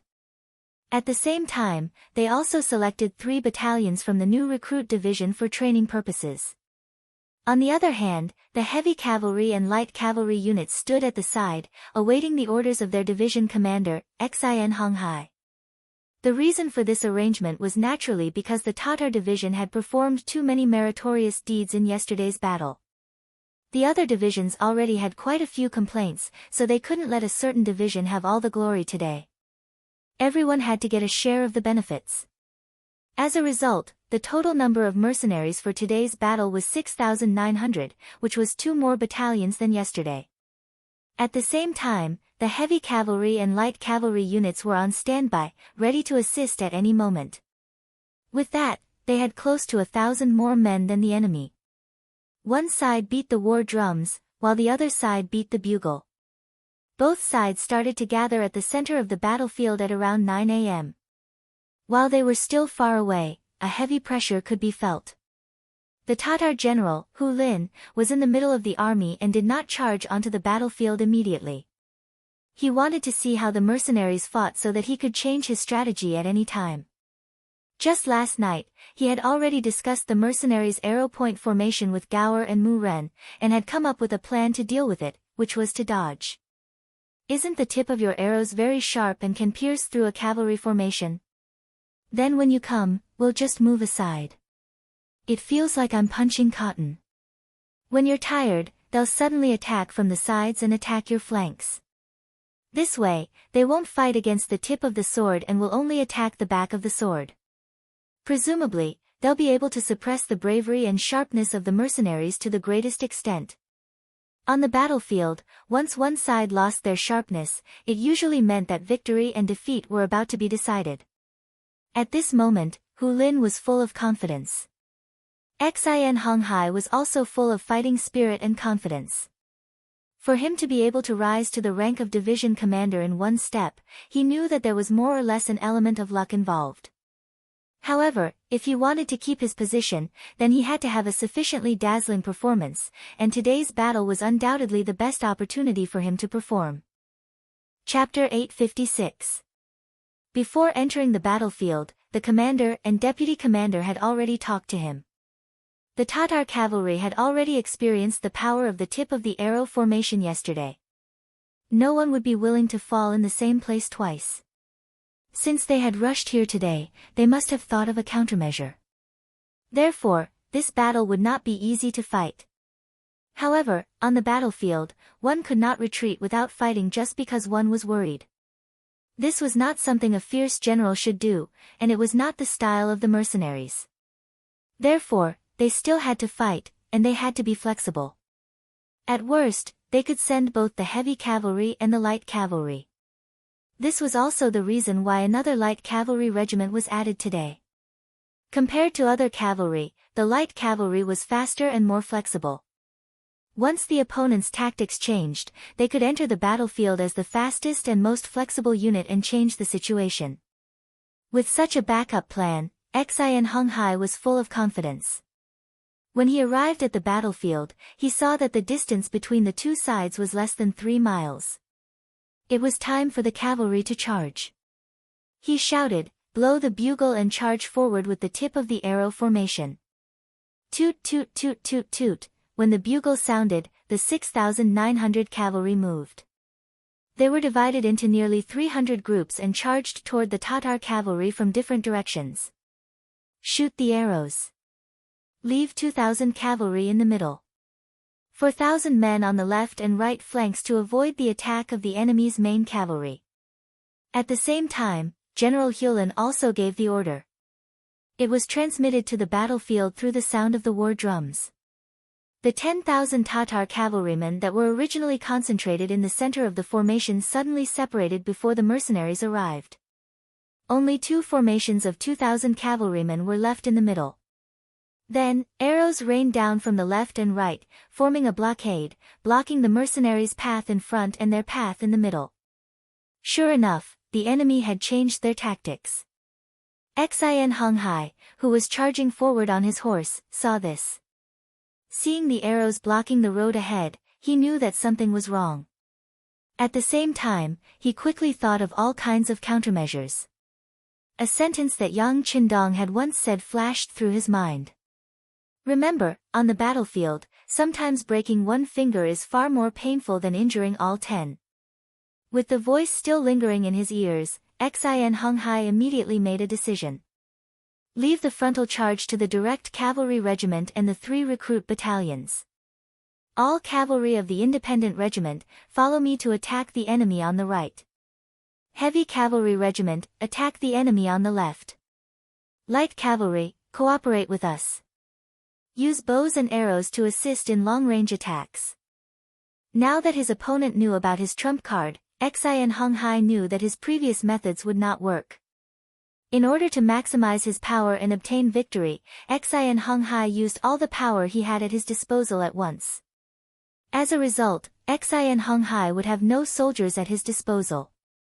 If the enemy had any backup plans, he would need the support of the army commander. However, he still didn't regret it and made the decision decisively. On the battlefield, because of Commander Xian's shouts and orders, the horn bearers at his side hurriedly blew several different bugles. On the battlefield, the situation changed in an instant. The various regiments began to methodically choose their opponents. Tiger's Mane and Shibi also heard the meaning of the bugles. After the two looked at each other, Tiger's Mane lightly nodded. Shibi then shouted, "Recruit division and Tatar division, prepare for battle." Xian Honghai immediately used up all the soldiers he could use. As their superior, he naturally had to prepare for a rainy day. Otherwise, if the Tatar cavalry sent out reinforcements, they would really be forced into a passive position. On the battlefield, following Xian Honghai's tactical adjustments, the formation of nearly 300 arrow tips suddenly changed directions, directly charging towards the enemy cavalry on the left and the front. Only the 4,000 Tatar cavalry on the right were left. When the enemy general Hu Lin saw this scene, he unconsciously narrowed his eyes, a smile appearing on his face. He had 4,000 fresh troops at his side, so he could support the two sides of the battlefield at any time. This was equivalent to grasping the initiative. As a result, he was already in an invincible position. Only, this type of smile didn't last for long. Then, a wave of earth-shaking noises sounded. A group of heavily armored cavalry holding 3-meter-long blades suddenly appeared before everyone's eyes. Unlike the other mercenaries who were dressed in military green clothes, this cavalry was completely wrapped in battle armor. Every single one of them wore black battle robes, a black feather sticking out of their iron helmets, making them appear even more heroic and extraordinary. With 3-meter-long blades in front of them, the cavalry dressed in heavy battle armor immediately drew the attention of tens of thousands of people as soon as they appeared. They were precisely the new army's heavy cavalry regiment. The heavy cavalry regiment, as the name suggested, belonged to the tanks of the cavalry. Not to mention the threat of the 3-meter-long sabers in their hands, just the heavy armor on their body was not something that could be pierced through by ordinary weapons, nor could it be cut through. Their appearance was like a torrent of steel, giving off a feeling of invincibility and invincibility. The moment the heavy cavalry appeared, they charged towards the 4,000 Tatar soldiers on the right, causing the Tatar general in charge of the battle, Hurin, to cry out in alarm. "Not good, they are going to deal with our 4,000 fresh troops. Quick, ask the general for reinforcements." It was no wonder that Hu Lin was so shocked. The appearance of the heavy cavalry had broken the balance of the battlefield. Let alone heavily injuring the mercenaries, they would already be thanking the heavens if they could even guarantee victory. Right now, he could only place his hopes on Hu Bo, and the reinforcements. On the city walls of Talis City, Hu Bo, naturally noticed the sudden appearance of the heavy cavalry regiment. At this moment, his brows were tightly furrowed and his fists were clenched. He was about to open his mouth to send more cavalry, but when he noticed that it wasn't just the heavy cavalry that had moved. Unknowingly, more than 2,000 firearmed soldiers had also appeared on the battlefield. His words were forcefully suppressed in his heart. He knew that if he dared to send reinforcements, these musketeers would enter the battlefield. Perhaps even the cannons that had disappeared for 2 days would appear. If that was the case, the situation would be even worse. General Mu Ren and Gore did not notice this. When they saw the mercenaries send out the heavy cavalry regiment, they turned around and looked as if they had quickly made a decision. Faced with this question, Hu Bo, did not move at all, as if he did not hear it. He had seen the situation on the battlefield. Even with the addition of the heavy cavalry regiment, they still had the advantage in numbers. "Look, there is another light cavalry regiment among the mercenaries." Mu Ren turned his head and saw another light cavalry regiment. He immediately shouted out loud. However, Hu Bo, only replied with one sentence, "Even with these 2,000 people, they only have 1,000 more than us. It won't affect the overall situation." In yesterday's battle, the Tatar army had nearly 4,000 more people than the mercenaries. Today, they had only sent 1,000 more, which could be considered as a courtesy. If he sent reinforcements because of this, he would be forcing the mercenaries into a decisive battle. Right now, he was not prepared for this, mainly because he had not thought of a good way to deal with firearms. Since Hu Bo had said this, it meant that he did not intend to send any more reinforcements. Unless the mercenaries sent cavalry into the formation, but that was obviously impossible. Sending nearly 1,000 more people was probably the mercenaries' bottom line. What happened next confirmed this thought. However, with just 1,000 more people, the mercenaries' advantage was obvious. On the central battlefield, the direct subordinate regiment and the 3 new recruit battalions relied on their superiority in numbers to firmly suppress the enemy. On the left battlefield, even though the independent division did not have the advantage in numbers, their formation was complete. With the help of the tip of the arrow formation, they had already pierced through the Tatar army's defenses and were currently executing a slicing and dicing tactic. In addition, the light cavalry regiment's arrows were harassing them from afar, so they already had the absolute advantage. On the right battlefield, the heavy cavalry regiment's appearance was like the autumn wind sweeping away fallen leaves, smashing the 4,000 Tatar cavalry into a bloody mess. The 3-meter-long blades, once drawn, would be stained with blood. Coupled with the strong defense of the heavy cavalry, in a clash of blows, one would be fine, while the other would take the enemy's life. As time passed, the 4,000 Tatar cavalrymen were constantly reduced.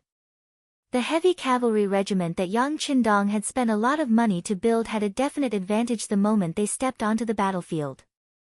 They appeared in a stunning manner, appearing as if they were undefeatable. They were undefeatable and undefeatable, constantly devouring their opponents. The pressure on them grew. The 3 battlefields were in danger, and there were no reinforcements from the city behind them. Hu Lin's expression changed again and again, and he had no choice but to give the order to retreat. If they continued to fight like this, their losses would only be greater, and they would definitely lose. Seriously speaking, rather than the Tatar cavalry fighting with the mercenaries, it was better to say that they were training the mercenaries. After 2 defeats, the Tatar cavalry retreated amidst the sound of unwilling gongs. Hu Lin retreated in time, and their losses were much greater than yesterday. They only lost 1,000 cavalrymen, and 2,000 were injured. Although the losses were not great, the impact on the morale of the troops was not small. This could be seen in the eyes of the cavalrymen returning to the city. In the past, their eyes shone brightly, and they were not afraid of the heavens and earth. However, right now, they were all dejected, and their morale was shaken. In the first battle, they were defeated by the sudden tactics of the mercenaries. In the second battle, they had already made some preparations, but they were still defeated by the enemy's reinforcements, and they were defeated by the enemy's firearms.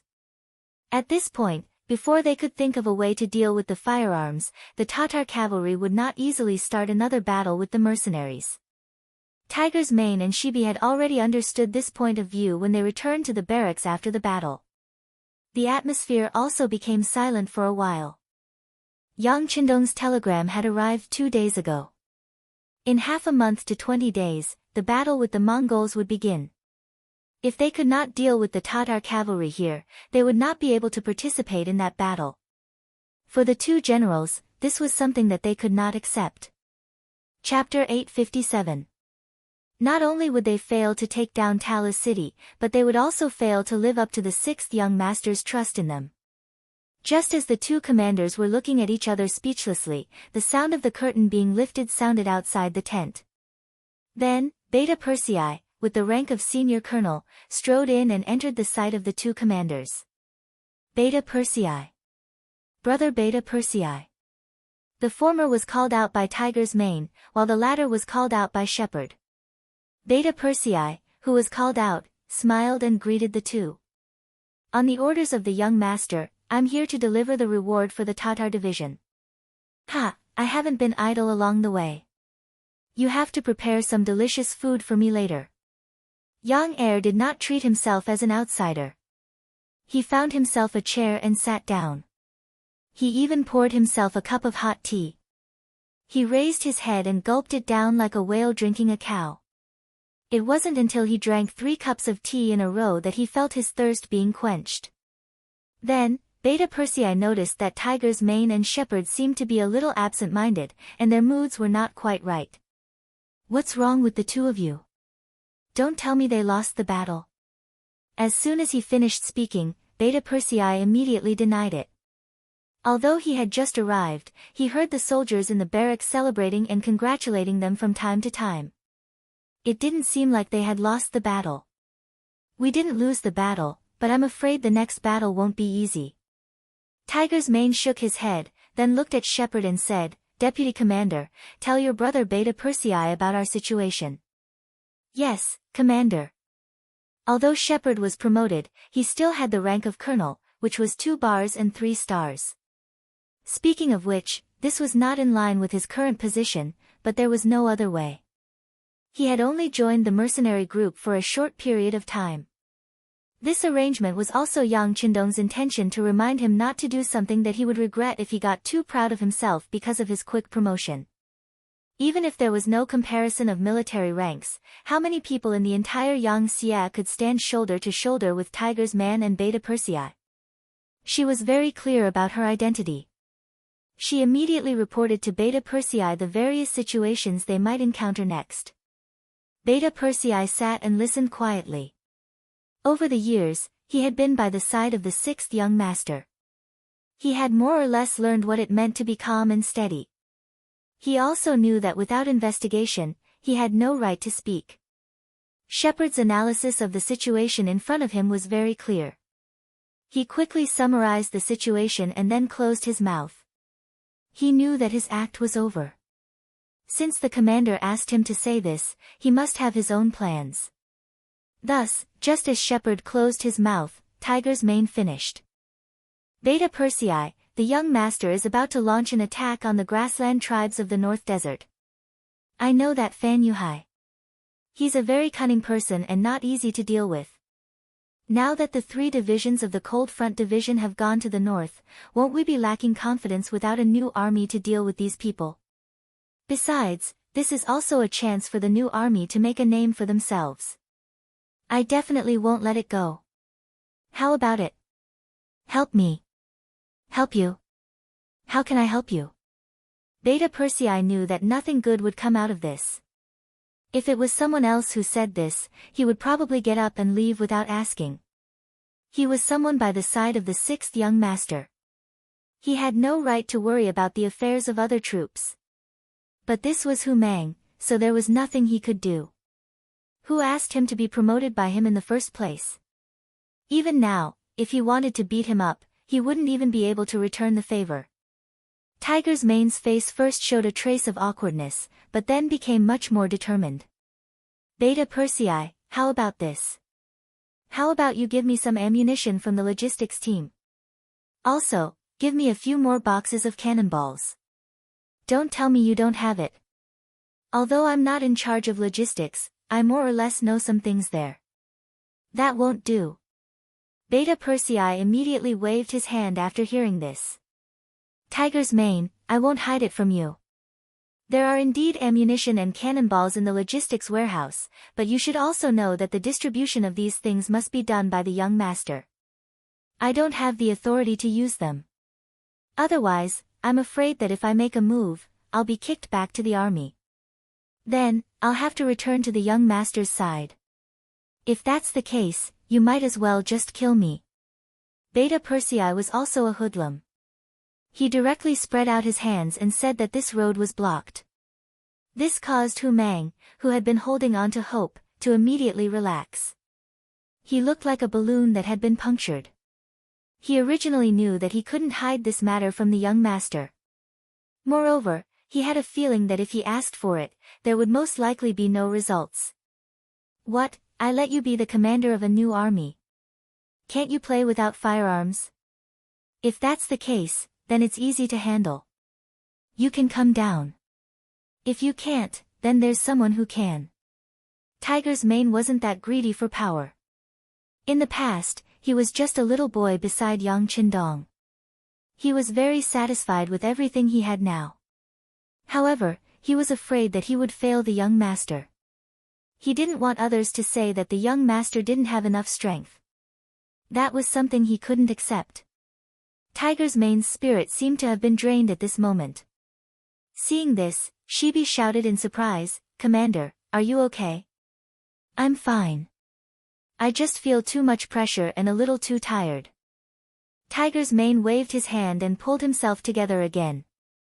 But now, the Tatar cavalry was obviously afraid of him. He was afraid that they wouldn't come out so casually. If they stayed in the city and didn't come out, what should he do? Without the help of firearms, would he be able to lead the cavalry to attack the city like infantry? Wouldn't that be playing to his strengths and avoiding his weaknesses? Wouldn't that be asking for trouble? Beta Persei saw Tiger's Mane's worried expression and couldn't help but sigh in his heart. As a good brother, of course, he couldn't watch him really fall here. He could only say, okay, tiger's mane, I'm convinced. But without the young master's approval, I really can't give you the ammunition. But I have another way. When he heard that the gunpowder couldn't be given to him, Tiger's mane's hope was about to be shattered. But when he heard the second half of the sentence, he immediately became spirited again. Oh, what's the way? Tell me quickly. I can say it, but I'm addicted to smoking. Don't tell me that I came here to drink 2 cups of hot tea to send me off. Beta Persei didn't answer immediately. Instead, he deliberately kept Tiger's mane in suspense. As soon as he finished speaking, a box of freshly opened God of War cigarettes was handed to him. How about this? I'll give you this pack. If it's not enough, I have 2 spares. I'll give them to you later. Hee, Tiger's mane, you said it yourself. Then I won't be polite. Beta Persei had a sinister smile on his face. Of course, as long as you can give me a good idea, it's not a problem. By the way, can you tell me about your idea now? Tiger's mane didn't care about 2 packs of cigarettes. He knew that Beta Persei didn't care either. As the chief logistics officer, if he said that he was short of cigarettes, he wouldn't believe it even if he was beaten to death. This was just a joke between brothers. When it came to business, Beta Persei also put away his original frivolous appearance. After a short silence, he became serious and said, Tiger's mane, a batch of new supplies from the sea has just arrived. They were shipped from New Urgon City Head. But can you guess who else came with them? Tell me quickly, don't test my patience. Seeing that Beta Persei still wanted to tease him, Tiger's mane pretended to pull a long face and said, Okay, I won't keep you in suspense. This time, Colonel Tianyu is also accompanying them. Beta Persei finally revealed the mystery. It's just that when he answered, Tiger's mane and Shibi both had a blank look on their faces. They didn't seem to understand who this Colonel Tianyu was. But after all, Tiger's mane was Tiger's mane. After following Yang Qindong for many years, he was very familiar with some of the important people in Yangtze. Soon, he found the relevant information in his mind. Tianyu was one of the earliest cold front soldiers and one of the first students trained by Yang Qindong. After graduation, he didn't enter the army or the navy. Instead, he formed a new Eagle division and was appointed as the captain. When the first Shang dynasty was defeated, the Eagle division made its debut. They flew high in the sky and guided the army in the direction of attack. For a time, the enemy was confused and disoriented. They made the trench line that the enemy had been preparing for half a year collapse and made a great contribution. I remember this person, Tianyu. Tiger's mane exclaimed, but soon quieted down. But he's the leader of the Eagle Regiment. The original Eagle Division was expanded into a regiment. What kind of help will he provide to our new army in taking down Tulu City? You'll have to ask him yourself. Beta Persei said. He had already done his duty as a brother by mentioning these things. As for what to do specifically, it was a problem that Tiger's mane needed to think about. Beta Persei didn't say anything, so Tiger's mane didn't ask anymore. Instead, he made up his mind. After rewarding the 3 armies, he would go back to the first city with him. He wanted to personally find Tianyu and see what kind of mystery was behind this. As for the Tatar cavalry in Tulu City, after losing 2 battles in a row, they really gave up the idea of going out of the city to fight the mercenaries. He focused his attention on the matter of attacking Xianfu City behind him. Xianfu City's walls were high and strong. It was indeed not that easy to attack. General Chiga, who was ordered to attack the city, had already attacked the city more than 10 times. He had lost a lot of soldiers but still couldn't take down the city. What was even more regrettable was that the Tatar cavalry could have bypassed Xianfu City and went to the northern hinterland of Baiming. However, they were always afraid that the Baiming army would cut off their escape route, so they couldn't do it. But now, after losing 2 battles to the mercenaries, they had to arrange for an army to defend the city. They wanted to send troops into Baiming, but they didn't have enough soldiers. This idea had to be put away. Attack, Send 10,000 soldiers to General Chiga. Tell him that he must take down Xianfu City no matter what. Feeling that time was tight, Hu Bo once again made up his mind. Chapter 858. As soon as the order was given, Mu Ren and the other two generals quickly tried to dissuade him. If they sent out 10,000 soldiers, they would only have 20,000 cavalry left. If they faced the new army, they would not have the advantage in numbers and the situation would be even worse. Alright, you guys don't need to persuade me anymore. I've made up my mind. Instead of staying here and not knowing when the mercenaries will attack, it's better to send them to Xianfu City. Once we capture that city, Baiming will be able to defend Wujian City and we can go straight in and plunder. Hu Bo mercilessly interrupted the three generals' persuasion.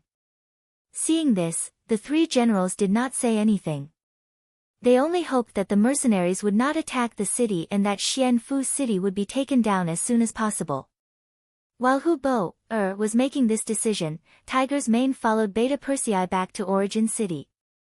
After entering the city, Tiger's Mane went to find Commander Tianyu. He wanted to see what Beta Persei had planned for him. In the largest guest house in Origin City, the regiment commander of Tianyu was discussing something with a group of subordinates in a small war room. Suddenly, a soldier came to report that the commander of the new army had come and asked to see him. The commander of the new army was Tiger's Mane. This was already announced on the military's appointment board, so Tianyu naturally knew about it. When he heard that the popular person beside the sixth young master was looking for him, he did not dare to delay. He immediately let everyone discuss freely and hurriedly walked out of the room. When he entered the room, he saw Tiger's Mane standing there with his hands behind his back. Tianyu greets Commander Tiger. Seeing the other party's shining golden epaulets, Tianyu immediately gave a standard military salute and stood at attention. Hearing the voice, Tiger's Mane turned around and showed a kind smile to Tianyu, who was wearing a blue military uniform. Commander Tian, there's no need to be restrained. I'm here this time to ask you something. I don't know what Commander Tiger wants to tell me. Tianyu smiled. Speaking of which, they were old acquaintances. It was just that they hadn't seen each other much recently, so they hadn't contacted each other much. Leader Tian, I won't beat around the bush. Since you've suddenly appeared in Beginning City, you must have a mission. However, I wonder if you can tell me about it. Tiger's Mane had a smile on his face. Logically speaking, he was no longer one of the young master's people. The latter could choose to tell him or not, so his attitude was one of discussion and not an order. Of course. Whatever commander who wants to know, feel free to ask. This Tian will tell you everything he knows. Tianyu nodded. In the face of this person who had taken Ling Song's place and become the first major general in the army, he didn't dare to keep him in suspense. Who didn't know the relationship between Tiger's Mane and the sixth young master? Who would know when he would step down from his position as the new army commander and return to the sixth young master's side and become a popular person? Okay, then I'll be polite. Let me ask you. In the following time, Tiger's Mane and Tianyu had a conversation in the room for half an hour. Then, the two of them came out together and went straight to the Yang mansion in the city from the guest house. Yang Qindong saw these two trusted subordinates in the small courtyard. The moment they appeared together, Yang Qindong guessed their intentions. Then, his gaze swept over Beta Persei, who was standing at the side. After this gaze, Beta Persei's expression became a little unnatural. Of course, he knew what the young master meant. He decided that no matter what the outcome was, when there was no one around, he would apologize. Since you're here, take a seat. Yang Qindong pointed at the two stone chairs in front of him and said casually. Since the young master gave an order, they didn't dare to disobey. Tiger's Mane and Tianyu each found a chair and sat down. Then, the two of them looked at each other. It was Tianyu who spoke first. Sixth young master, you said that you want to train the Air Force's combat ability here, but this subordinate thinks that since it's training, it's better to use actual combat as a starting point. Right now, the new army in Talus City is attacking the city. Perhaps our Eagle Regiment can cooperate. Oh, you want to go to Talis City? Is this your idea, or did someone force you to do this? Yang Qindong's expression didn't change, but his voice carried a hint of pressure. It was this faint pressure that made Tianyu stand up from his chair in shock. Sixth young master, young master, this subordinate's idea. Before Tianyu could continue, Tiger's mane had already stood up. He knew that the sixth young master had already seen through everything. If he didn't stand up at this time, he was afraid that he would really attract the young master's anger. It's just that Commander Tian also wants to use this opportunity to train the troops. We think this is a good opportunity for cooperation.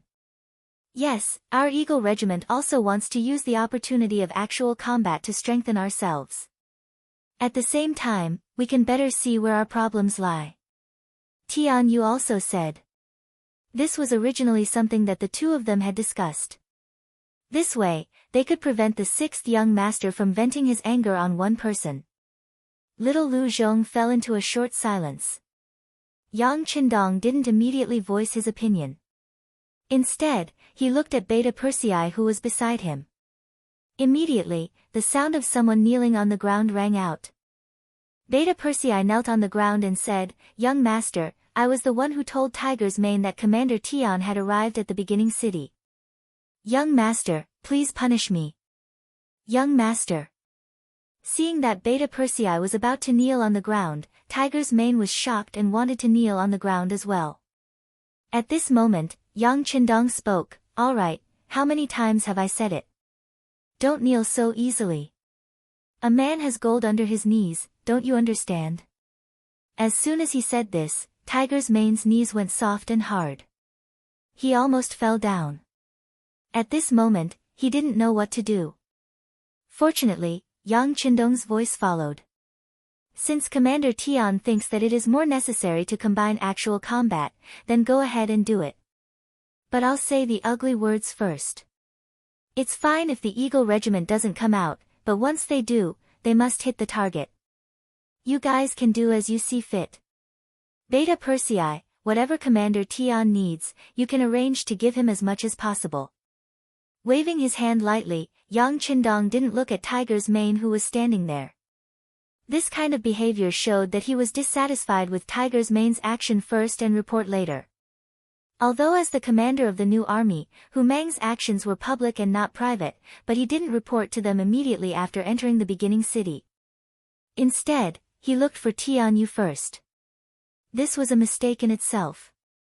Tiger's mane saw that the young master was displeased, but he didn't say anything. His idea was that any apology was not as good as winning a big battle for the young master to see. It could also express his apology and sincerity. Beta Persei and the other two left the Yang residence's courtyard. It wasn't until they left that he let out a long sigh of relief. Then, he looked at Tiger's mane and said, "Tiger's mane, this is the only time. I won't dare to do it again next time." You also saw the young master's dissatisfaction. Yes, I appreciate Brother Beta Persei's kindness. But you have to promise me that you will take more crude oil with us later. You can't be stingy. Tiger's mane had a perfunctory look, but when it came to serious matters, he still didn't give an inch. "Okay, I really owe you." Beta Persei shook his head helplessly. The person who came was Tiger's mane. For this elder brother, even if he was scolded, he would accept it. After only 3 hours, Tiger's mane, Tianyu, and the others left the beginning city with a few carriages. Yang Qindong didn't say anything after hearing the news from Yang Si. He only thought in his heart that he had given enough opportunities and pressure. He hoped that the new army could have a better performance.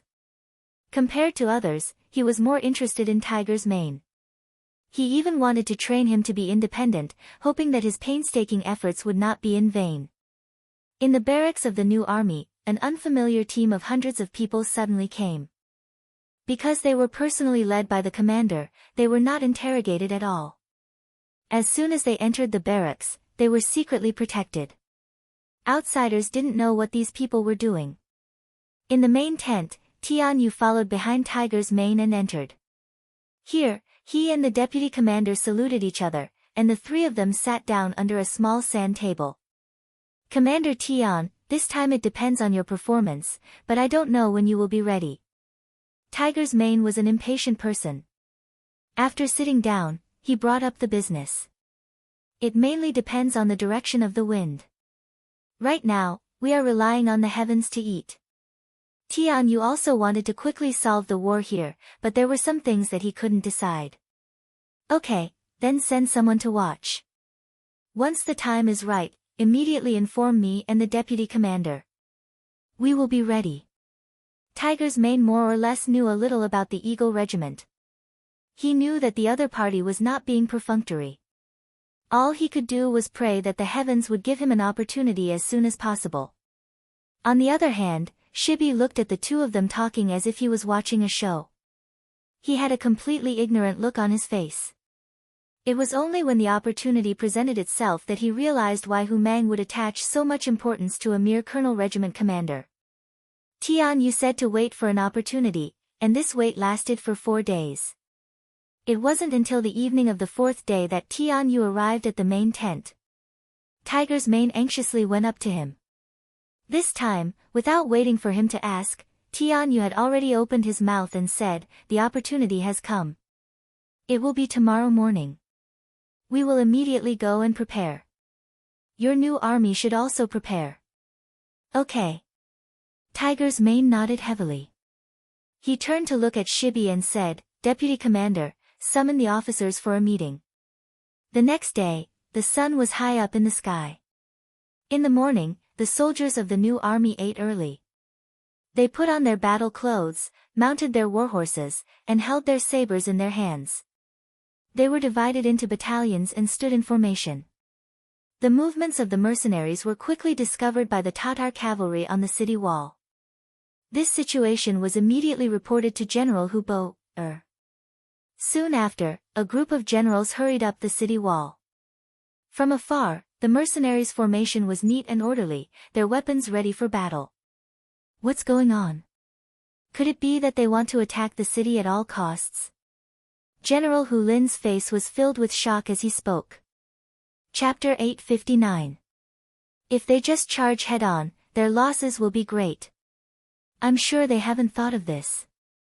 Gore also had a confused look on his face, and as he spoke, he glanced at Hu Bo.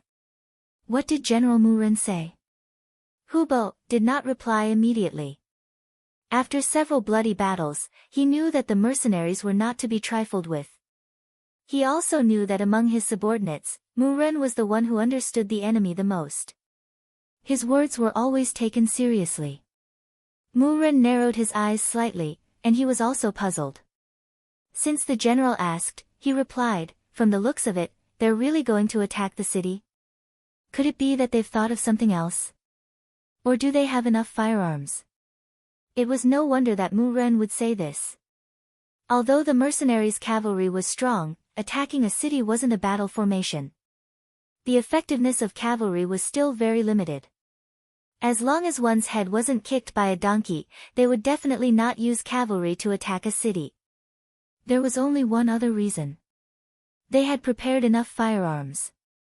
Whether it was cannons or long-range muskets, they could put a lot of pressure on the Tatar army. When he heard that the enemy might use firearms to attack the city, Hu Bo's face turned ugly. Previously, the enemy had only used 2 cannons to blast open the city gates, giving them a fright. Fortunately, the facts told them that such powerful firearms were rare in the new army. Only then did they manage to suppress their anxiety. But now, it seemed like the other party was prepared. If that was the case, they really didn't know how to deal with the invisible cannons that could deal great damage to them. Pass down the order. All soldiers prepare for battle. All archers prepare for battle. Hu Bo's face turned red. Before he knew what the mercenaries were going to do, it was better to be prepared. In Tulu, the Tatar cavalry was also ready for battle. Even when they were ready, the mercenaries still hadn't started their attack. They just slowly arrived 2 miles away from the city and waited in formation. What are they going to do? Hu Bo stood behind one of the battlements on the city wall and looked at the new army. Her face was filled with confusion. Even if the enemy had firearms to clear the way, they would still have to pay a heavy price to take down Tulu city, which was already prepared. The enemy's generals knew this, but they still put on such a front. What exactly were they relying on? In fact, it wasn't just the Tatar army that was puzzled. Even the soldiers of the new army were puzzled. They did not understand why the army would set up such a formation. Could it be that they wanted to attack the city? It was not that they could not use cavalry as infantry, but it was a huge waste. Most importantly, they would suffer heavy losses. The new army only had a limited number of people compared to the Tatar army. With such losses, it was hard to say if they could take down the city. Paying such a heavy price for something they did not know if they could succeed. It was no wonder that the soldiers were grumbling. At 10 o'clock in the morning, poise had reached level 3. Many of the soldiers had become numb. They had been standing here for more than 2 hours, but there was no order to attack the city. This made the soldiers who were originally worried couldn't help but relax a little. There were even some who thought that they were smart. They thought that this was just a training exercise to put pressure on the Tatar army. In reality, there was no intention to fight. This thought grew stronger and stronger in the hearts of the soldiers. Everyone thought that this was a show of strength to put more pressure on the enemy. At this time, most of the soldiers were thinking about what to eat for lunch. Suddenly, a very surprised voice sounded in the army. Heavens, look, what is that in the sky? There are people on it. This shout was like a boulder being thrown into a calm lake. Immediately, layers of waves were set off. When everyone heard this shout, they could not help but look up at the sky. Then, 10 huge hot air balloons appeared above their heads. They moved with the wind and slowly moved forward. Looking at the direction they were heading, it was Tulu city. Is this a divine object? This must be Tengri's spirit. In the new army, there were many Mongolian soldiers who immediately got down from their horses and knelt on the ground when they saw this unimaginable scene. They shouted in their own language and kowtowed while tears flowed down their cheeks. The vice commander also looked up and saw this scene. Then, out of instinct, he prepared to get off his horse and kneel to pray. After all, he was born and raised here. Although he was already a high-ranking mercenary general, some things in his bones would not be easily changed. At this time, Tiger's Mane, who was riding on the horse beside him, reached out and pressed on his shoulder. He gently shook his head. Commander, what are you doing? Can't you see that this is Tengri's spirit? His face was a little emotional and also a little red. This was because he felt that Tiger's Mane's big hand was very strong. It actually made him feel like he could not move. Vice Commander, don't be emotional. Calm down. What if I say that this is not Tengri's spirit? Look carefully. Is there a 5-starred flag on it? Tiger's Mane's expression was normal, but the strength of his hand did not decrease. What? This scared Shibi. He did not know what was going on. Then, he tried to look at the sky. He found that the sun was shining, so he could not see clearly. He simply took the telescope hanging on his neck and looked at it. When he saw it, his face turned pale and his body trembled. If it were not for Tiger's Mane's help, he would have fallen off his horse. How is this possible? Why is there a 5-starred flag on it? Shibi was puzzled. His face was full of doubt, but more than that, there was fear. Could it be that the 6th young master was really Tengri's messenger? That he appeared in the grasslands under Tengri's orders to save this place and unify it? Sigh. Tiger's Mane sighed. Shibi was very smart and very wise. This was something that even the 6th young master had praised.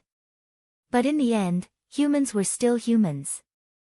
Their reaction to the unknown was no different from that of ordinary people. Tiger's Mane could indeed say that this was the manifestation of God.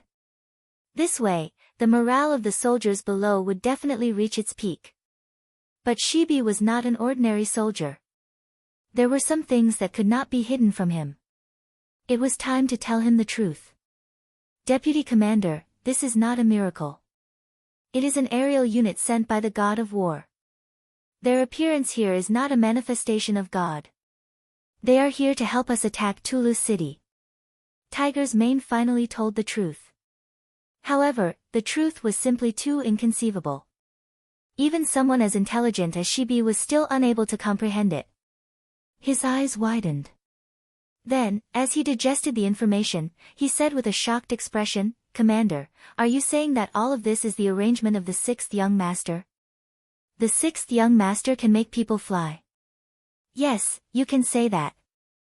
As long as they follow what the sixth young master taught them and borrow the power of other objects, they can fly." Tiger's mane sighed heavily. Then, his face was full of admiration. This was their young master, their master.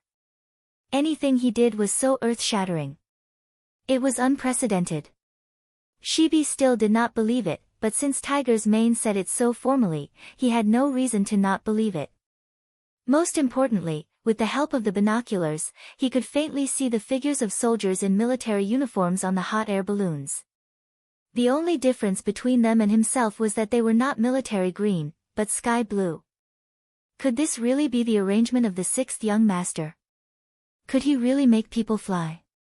Even though Shibi worshipped the sixth young master and believed him to be the most capable person in history, there was nothing he didn't know and nothing he didn't know. But looking at the scene in the sky, he had to admit that he had underestimated the sixth young master. He had underestimated the god of war. Shibi, who knew the general reason, did not kneel on the ground with the other grassland warriors and call out to God. But the other warriors were already boiling. They all knelt on the ground and kept praying. They spoke of their respect and worship for God. Some people even took this opportunity to express the wishes that they had buried in their hearts. Most of the warriors got off their horses and knelt on the ground. At the back of the army, Wang Si was leading a group of teachers and students from the Yang Family Academy. Now, it should be said that the teachers and students of the First City Academy were watching this scene from afar. It was also Wang Si's first time seeing a hot air balloon rise into the sky. It was impossible for him not to be excited. It was just that he had already talked about the relevant knowledge during his teaching, so this excitement was quickly suppressed. He had already confirmed one thing, and that was that the things taught by the sixth young master were not unrealistic in the eyes of others. Instead, they could be put into practice after hard work. Think about it. If even people could be sent into the sky, what else could not be done? What else could not come true? All of you, take a good look. Don't always say in class that the things recorded in the book are not true and that some records can't be realized at all. Now, what else do you have to say? Taking this opportunity, the first deputy dean, Wang Si, looked at everyone as if they were frogs at the bottom of a well. This time, no one objected to Wang Si's words. The truth was right in front of them. What else was there to say? If people could fly into the sky, what else couldn't they do? Dean, we were wrong. Our understanding was wrong. We were too short-sighted. We will definitely study hard when we return to the academy in the future. Chapter 860. Principal, don't worry. After today's eye-opening experience, we'll work even harder and try to make the things recorded in the books into reality. Right, Principal, we were wrong. Wang Si nodded his head in satisfaction as the voices of people admitting their mistakes rang in his ears. He knew that after today's events, it would be easier to lead the academy's teams. He was even more curious as to where Yang Qindong had learned all this. For a person to be able to fly into the sky, this was something that he would never have dared to think about in the past. The mercenaries were shaken, and the soldiers all knelt on the ground. In Tulu City, the situation seemed to be replicated. After seeing the large balloons in the sky, the Tatar cavalry knelt on the ground, as did the master archers who had been lying in ambush. Even Hu Bo, and the other generals knelt on the ground. Even though they were generals, they had not received any education and were illiterate. In the face of technology that had only been created a few hundred years later, their resistance was no different from ordinary soldiers. Even though these large balloons were floating over their heads, no one thought of doing anything to them. On the contrary, they constantly kowtowed and prayed, as if their words would reach the ears of the gods and become reality in the near future. Xuanfu City. After fighting bitterly for more than 10 days and nights, Commander Shi Wanshan's eyes were bloodshot. Giving up Tulu City and retreating to Xuanfu had put him under great pressure. It was said that the Beiming imperial court had sent him memorials as tall as a small mountain, and there were even people who requested for him to be replaced so that he could be brought back to the capital for trial. Fortunately, eunuch Deng Chang had stood firmly on his side at the crucial moment. In addition, the connections he had built up over the years had also played a role. In the end, he submitted a memorial stating that he could not only ensure Xuanfu City's safety within a month, but also take back Tulu City. Only then did the pressure lessen. However, only he knew how helpless he had been when he submitted that memorial. Although it seemed like the Duke of Loyalty's promise to him, through Yu Can's words, he could not let go of this unknown minor character. Betting his life and future on a minor character he had met for the first time, even Shi Wanshan found it too laughable when he thought about it. His actions back then had been too bold. Fortunately, this Yu Can had always been by his side. Even after following him to Xian Manor, he was very cooperative and stayed in the small courtyard arranged by him. It was just that during the day, when he went out on the streets and strolled around, he was not afraid of the northern Ming soldiers secretly following behind him. You cannot escape, this was the only thing that comforted Shi Wanshan. Originally, he thought that there was still some time before the 1-month deadline, and that Yu Can's life and death would be revealed. However, he never thought that this person would actually take the initiative to meet him this morning. Shi Wanshan was very curious about Yu Can's request to see him. In the small courtyard, he met this average-looking young man who was always very calm. In the small courtyard, the moment the two sides met, Yu Can said something that shocked Shi Wanshan. "Commander, today is the day for you to launch a large-scale counterattack and take back Hela City." Yu Can had appeared in front of him a total of 3 times. The first time, he had passed on the Duke of Loyalty's words and asked him to withdraw from Tala City. The second time, he had followed him to Xuanfu City without waiting for his orders. And now, this was the 3rd time they had met, but his words had also shocked Shi Wanshan. "Sir Yu, what do you mean?" Although Shi Wanshan believed that he had the demeanor of a great general and was calm in the face of trouble, he had to admit that he was more shocked than the last when he met Yu Can. "That's what I meant just now. Today, Talu City will undergo a great change. I'm afraid that it won't be long before Hu Bo sends the order to withdraw the troops. The time could be tonight or tomorrow morning. Commander, you just need to make your preparations." Yu Can's expression remained the same, as if he was talking about an extremely ordinary matter. He said these words word by word from his mouth. The more calm Yu Can was, the more shocked Shi Wanshan was. Last time, he had come at the besieged Talu City on the orders of the Duke of Loyalty. This time, Xuanfu City was also tightly surrounded, and no information could be casually leaked out. And now, this person had sent the Duke of Loyalty's orders. Shi Wanshan couldn't help but be suspicious. "Mr. Yu, where did you get this information from? Is it accurate?" Shi Wanshan asked in a probing manner. He was simply too curious about this person's ability to know about the world without leaving the city. This information came from the Duke of Loyalty, so it can't be false. As for the source of the information, I'm sorry, but I can't tell you without orders.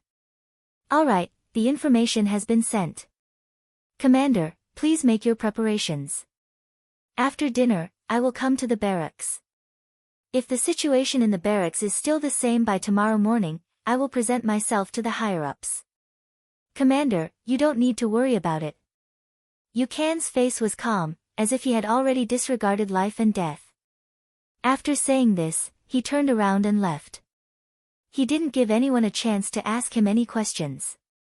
He only left Shi Wanshan with a thoughtful and mysterious back view. If one said that Yu Can was spouting nonsense, then he had taken out his own head as a guarantee. But if one said that he was always accurate, then where did the information come from? Shi Wanshan couldn't figure it out. After a long time, he shook his head and said to the bodyguards outside the courtyard, "Quick, go call eunuch Deng, General Gu, and General Ning to the residence. Above Tulu City's skies, the 10 hot air balloons already appeared one after another. They intentionally lowered their altitude, only 100 meters above, beyond the range of a bow's firing range. Then, they began to toss down sealed wooden barrels that they had prepared beforehand. At a distance of more than 100 meters, some people with good eyesight could faintly see the scene above the balloons. They could see some people moving around, and they could even see the bright 5-star army flag fluttering in the wind. What's going on? Why do I seem to see the flag of the mercenaries? Yes, I seem to see it too. What? How is this possible? Heavens, don't tell me that even Longevity Heaven is loyal to the mercenaries. Ah! If that's the case, then we are going against the mercenaries. Aren't we disobeying? No one said the following words, but everyone knew what they wanted to say. Even the Everlasting Heaven wanted to hire mercenaries. If that was the case, wouldn't their actions be against the will of the heavens? The Tatar cavalrymen, who had no scientific knowledge, were feudal in their hearts, and believed in the gods, had already turned pale. The morale of the 20,000 soldiers was greatly shaken. Unknowingly, General Hu Bo had stood up. Obviously, he was suspicious of the balloons in the sky. He had heard about the gods from the old man, and in all kinds of legends, there were even stories of the gods manifesting themselves. However, there was no way to verify it. When he asked the people involved, the answers were ambiguous. It was impossible to not believe it, but also impossible to believe it completely. However, in all kinds of legends, he had never heard of a god transforming into a balloon. Now that he heard the soldiers say that there were people moving around on the balloons, and there were even flags of the mercenaries, he became even more suspicious. His first reaction was that this was a trick of the mercenaries. But how did they do it? How did they send such a big balloon up into the sky? This was not something that could be done by humans, right? The discussions of the soldiers did not try to avoid him, the great general.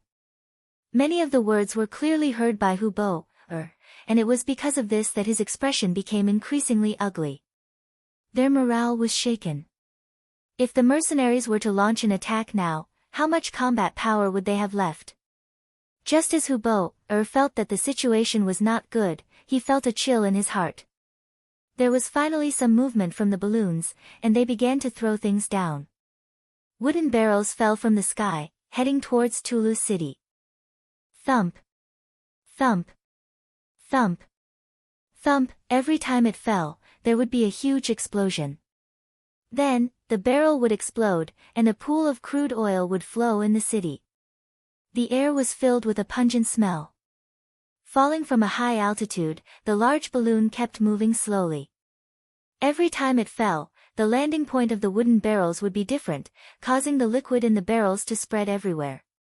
Some of them even landed on top of the soldiers' heads. If they hadn't reacted quickly enough, they would have been crushed to death by the impact. Although no one was hit, the liquid in the bucket inevitably splashed on their bodies. When the soldiers came into close contact with the liquid, some experienced and knowledgeable veterans immediately said, "Why does this smell like crude oil? This is crude oil. It has appeared in the grasslands before. This thing cannot be touched by fire, or else it will be impossible to put it out." Another older soldier said with certainty, "What? Crude oil?" Hu Bo's face suddenly turned frighteningly pale. He immediately thought of the words fire attack. Then, he jumped up and shouted, "Everyone, stay away from the fire seed. You must not see fire in the city. You must not see fire." Hu Bo's reaction was quick, but unfortunately, in the face of the crude oil falling from the sky, his shout was not enough to stop the tragedy that followed. Especially when a wood